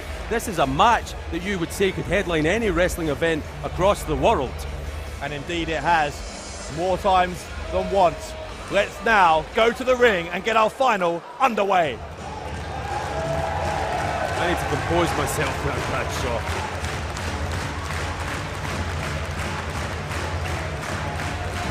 Much like Ospreay's semi-final against Ricochet, his final here is a man he has competed against in high-profile matches more than once in the past. Kushida beat Ospreay in the final of the Best of the Super Juniors this year. Can Ospreay return the favour, or will Kushida make it 2 for 2 in 2017? Here he comes.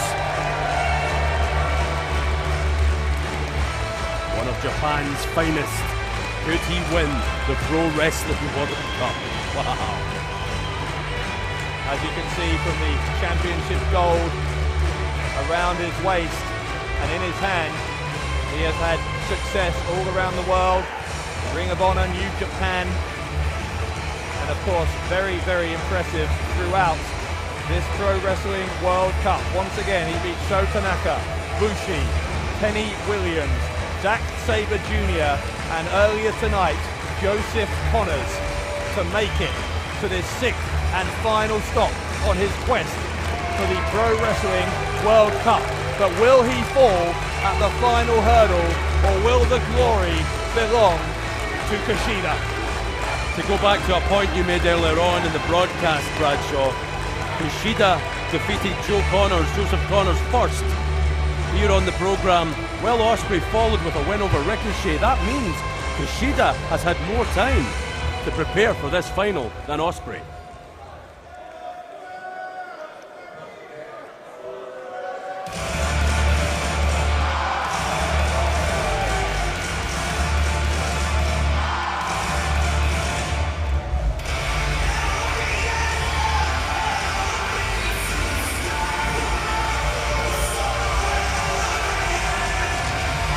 Here he is, the aerial assassin. England's final representative, and what a representative it is. Will Ospreay, in 2016, the youngest ever best of the Super Juniors. Sandwiched between 2 wins in that tournament for Kushida in 2015 and 2017. As I said, Ospreay looking to even the score this year, being supported here by 2 of his friends, 2 people he helped to train, Kelly Six and Ashley Gunn, the South Coast connection, going to be in his corner. Look at the intensity of the stare down between Ospreay and Kushida. The stakes simply could not be higher.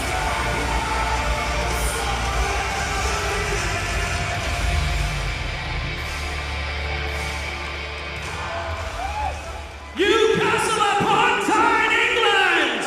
We are live all over the world for this, the main event of the evening and the finals of the Pro Wrestling World Cup!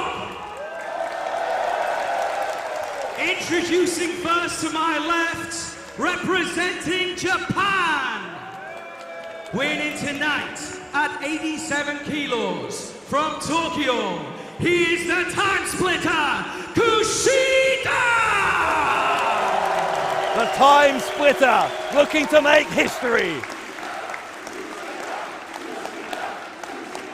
And his opponent, in the opposing corner, he is representing England! From Essex, winning tonight at 82 kilos, he is the aerial assassin, Will Ospreay! The aerial assassin looking to bring the World Cup home. England versus Japan. It all comes down to this. What a journey for both these men. I have goosebumps and we haven't even started. Full of emotion, full of passion, excitement, thrills and spills. Here we go. Senior official Steve Linsky asking for a handshake between Kushida and Ospreay, and he gets it. If you heard there's a big fight tonight, you're right, this is it.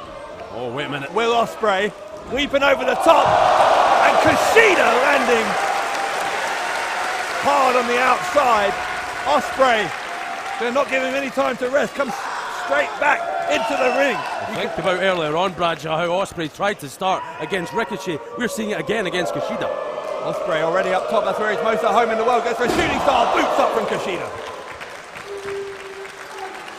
Ospreay spills out of the ring. Oh, Kushida on the top rope. Yeah, Kushida, hang on a second. Oh, Kushida! He lands both on Ospreay and on the South Coast connection. Ashley Dunn and Kelly Six trying to get between Ospreay and Kushida to stop Kushida from leaping through the air, but it was to no avail. Oh, both these young men in the South Coast connection trying to help their friend Will Ospreay. It backfired on them. And now look at this inside the ring. Cover by Kushida for 2, the first pin attempt of the match. Kushida trying to set out his stall early, make Ospreay understand that at any time he could try for the submission or the pin. And here goes Kushida on the arm. We've seen this throughout this tournament. from Kushida, regularly focusing on his opponent's left arm, softening them up for that hoverboard lock, the Kimura. Ospreay trying to fight back. Interesting to hear so much support for Kushida, given that this is essentially a home match for Ospreay.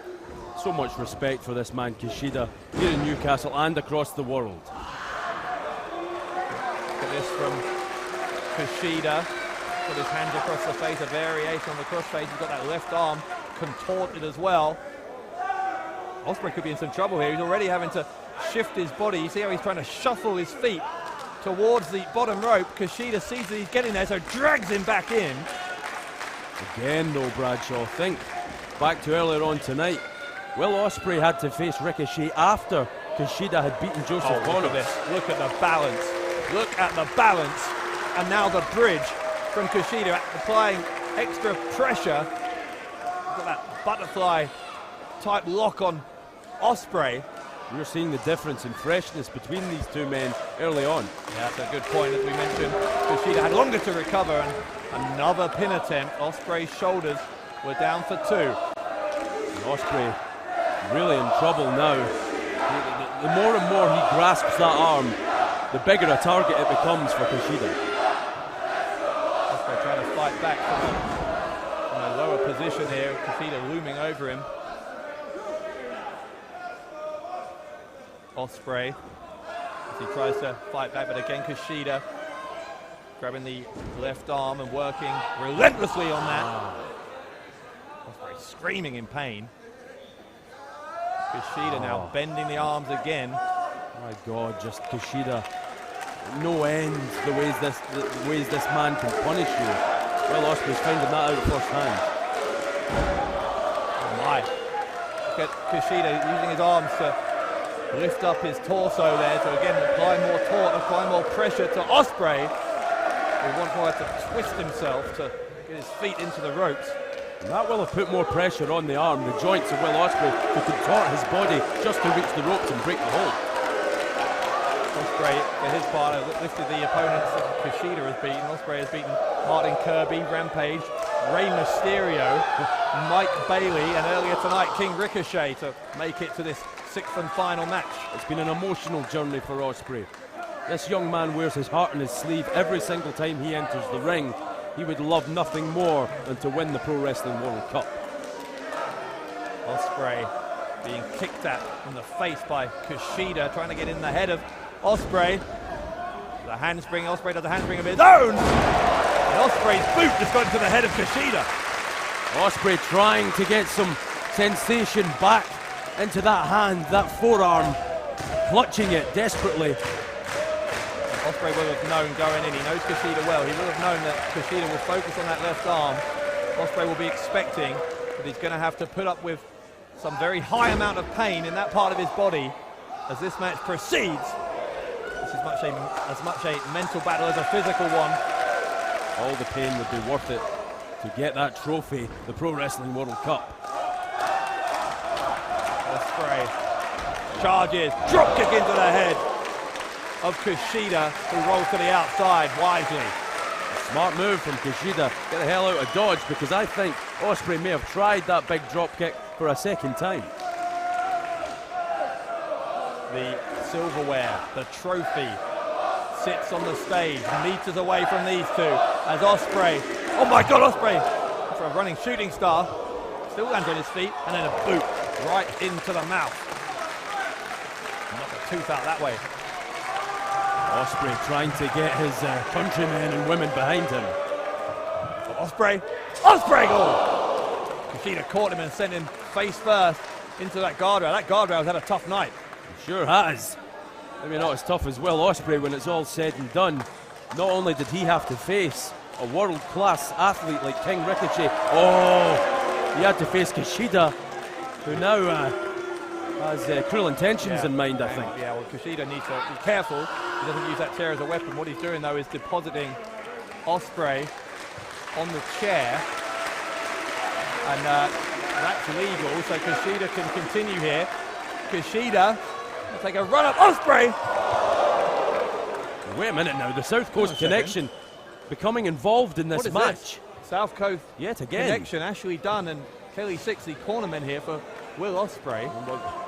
Hard to see what's going on from our vantage point. They are picking up Kushida.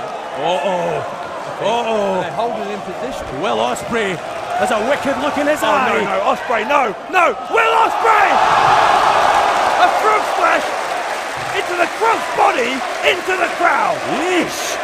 Will Ospreay laying it all on the line here when it comes to the final of the Pro Wrestling World Cup. Aerial Assassin never ceases to amaze, just when you think you've seen everything from him. There we go, Ospreay, a young lion in his own right, roaring at his adoring masses here in Newcastle upon Tyne. Watching, by the way, around the globe. Once again, thank you for joining us, a global audience. Watching this, they are talking about this match, this tournament, all over the wrestling world. The eyes of the planet glued onto Newcastle right now. Ospreay!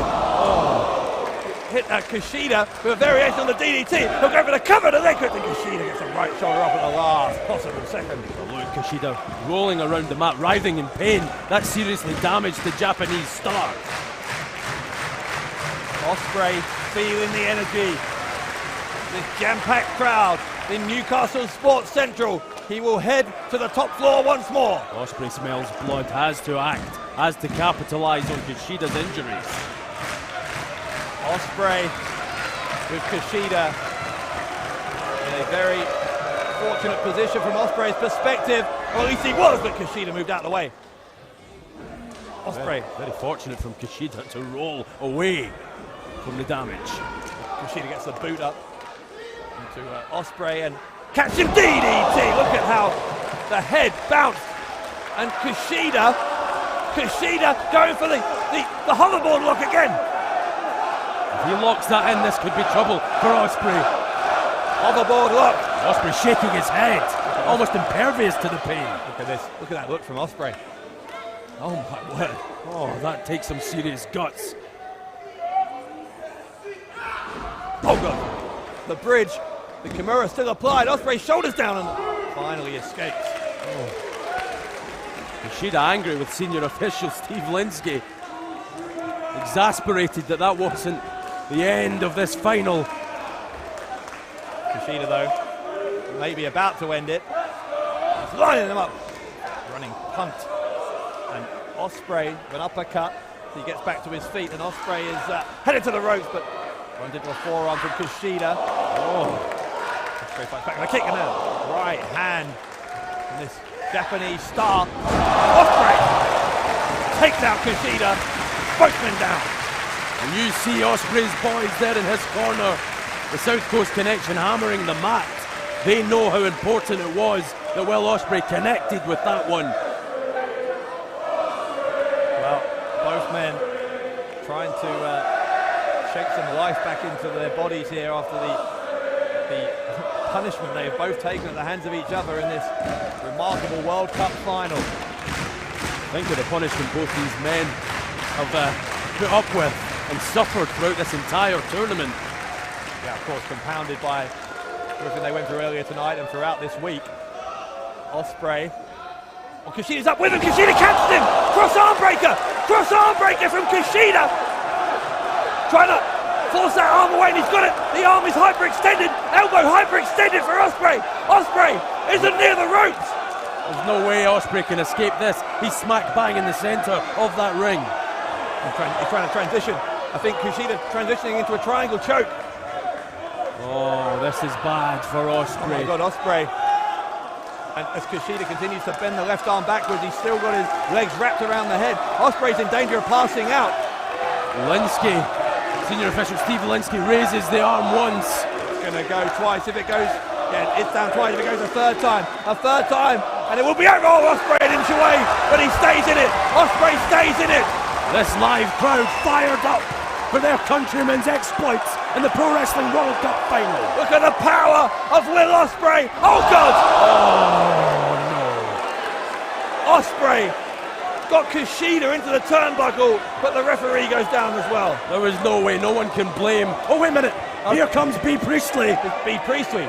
Bea Priestley, the girlfriend of Will Ospreay. And you have to believe she's here to help Will Ospreay win the Pro Wrestling World Cup. Oh, yeah, but come on, not like this. No one wants to see the World Cup end. No one has any choice, Dave Bradshaw. Bea Priestley doing what she wants to do for her man, so his dreams come true. Whoa! Ospreay says no. Oh, wait a minute. Ospreay putting the brakes on. Oh, Bea Priestley saying use the belt, take the shortcut. Well, Ospreay not having any of it. Or is he? I don't know. Ospreay having a crisis of conscience here. Think about what's at stake. Oh. Ospreay says no. Oh! And he took a kick into the face from Kushida. Kushida. We'll go round and round. Oh my God! The hoverboard lock. The hoverboard lock. The arm bent backwards for Ospreay. Ospreay with nowhere to go. Look at the angle of the arm of the aerial assassin. Can Ospreay reach the ropes? Or will he be forced to tap out here? Ospreay! Inches away, centimeters away from the rope. Come on, Will! Come on, Will! And he makes it! Ospreay makes it! And the hold is broken, and we're still alive in the World Cup final. That roar from the live crowd here in Newcastle was almost like Ospreay had won. And that is a victory for Will Ospreay, managing to reach the ropes just before he was left with no option, Bradshaw, but to tap out.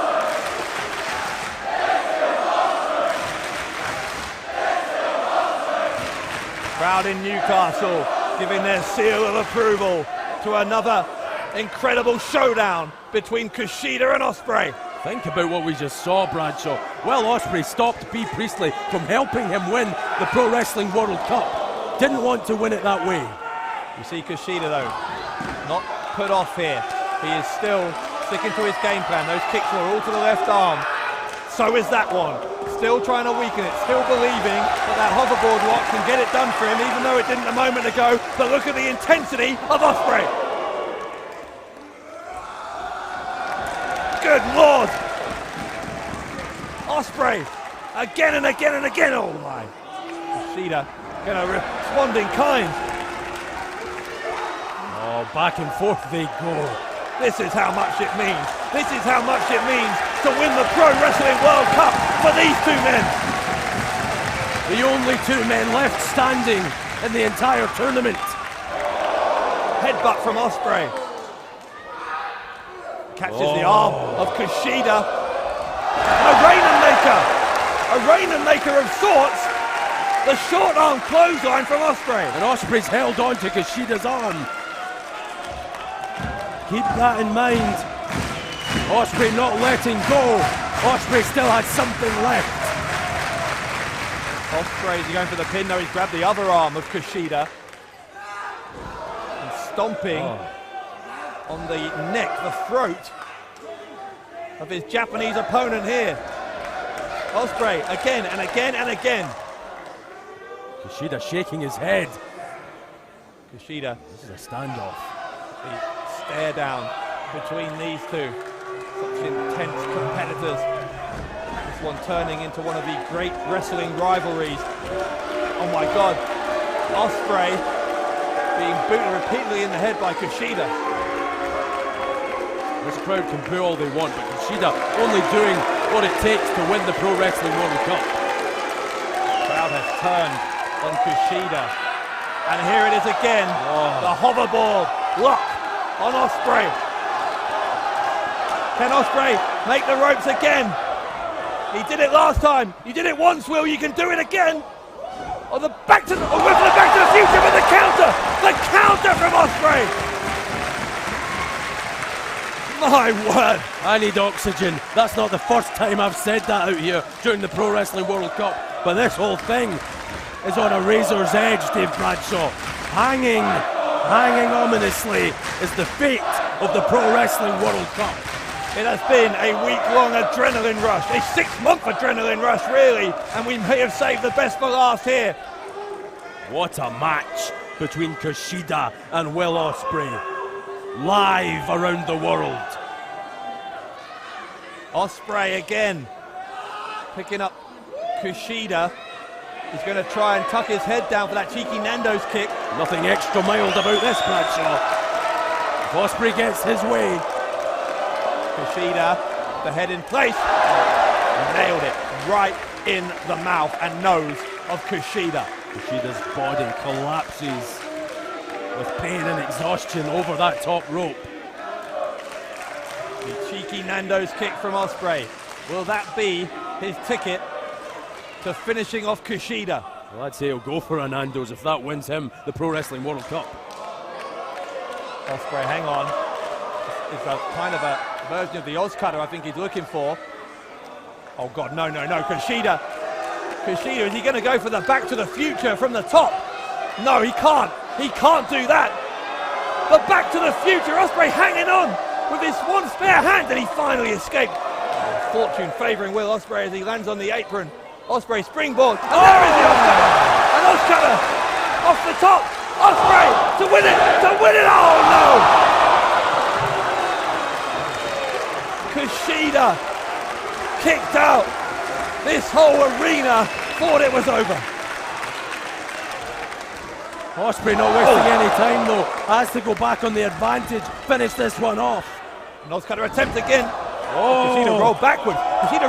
There's the back to the future. Kushida wraps up Ospreay, and he got him. Kushida wins the World Cup for Japan. What a battle. What a tournament. Ladies and gentlemen, the winner of the match and the winner of the Pro Wrestling World Cup 2017, Kushida! We started with 64 men, and despite the best efforts of Will Ospreay here tonight in Newcastle, there is only one man left standing here, and that is Kushida, the winner of the first ever Pro Wrestling World Cup. Ospreay did everything he could, absolutely everything. Even ignored B. Priestley pleading with him to use a title belt, take the cheap way out and win the Pro Wrestling World Cup. Ospreay, to his credit, said no, I want to do it the right way. Ultimately, those morals may have cost him Dave Bradshaw. What a wrestling match. What a Pro Wrestling World Cup. Will Ospreay was not prepared to take a shortcut. Instead, he gave Kushida all he could handle and more, but Kushida somehow found it in him to overcome the aerial assassin. What a moment. What a second in history here. Kushida approaching Will Ospreay.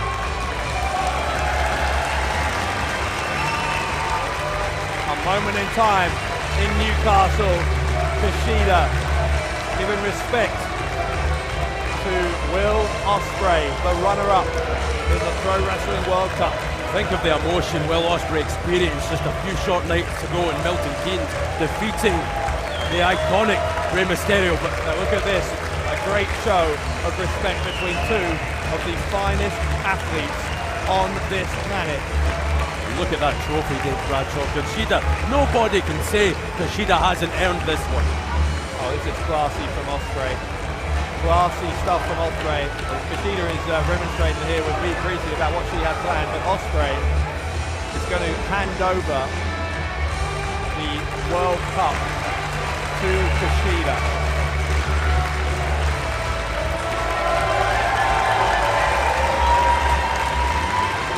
Ospreay, what a trophy that is. Hands over the most spectacular trophy in the pro wrestling world. The World Cup belongs to Kushida and Japan. Ospreay rolls out of the ring. Kushida, your winner after a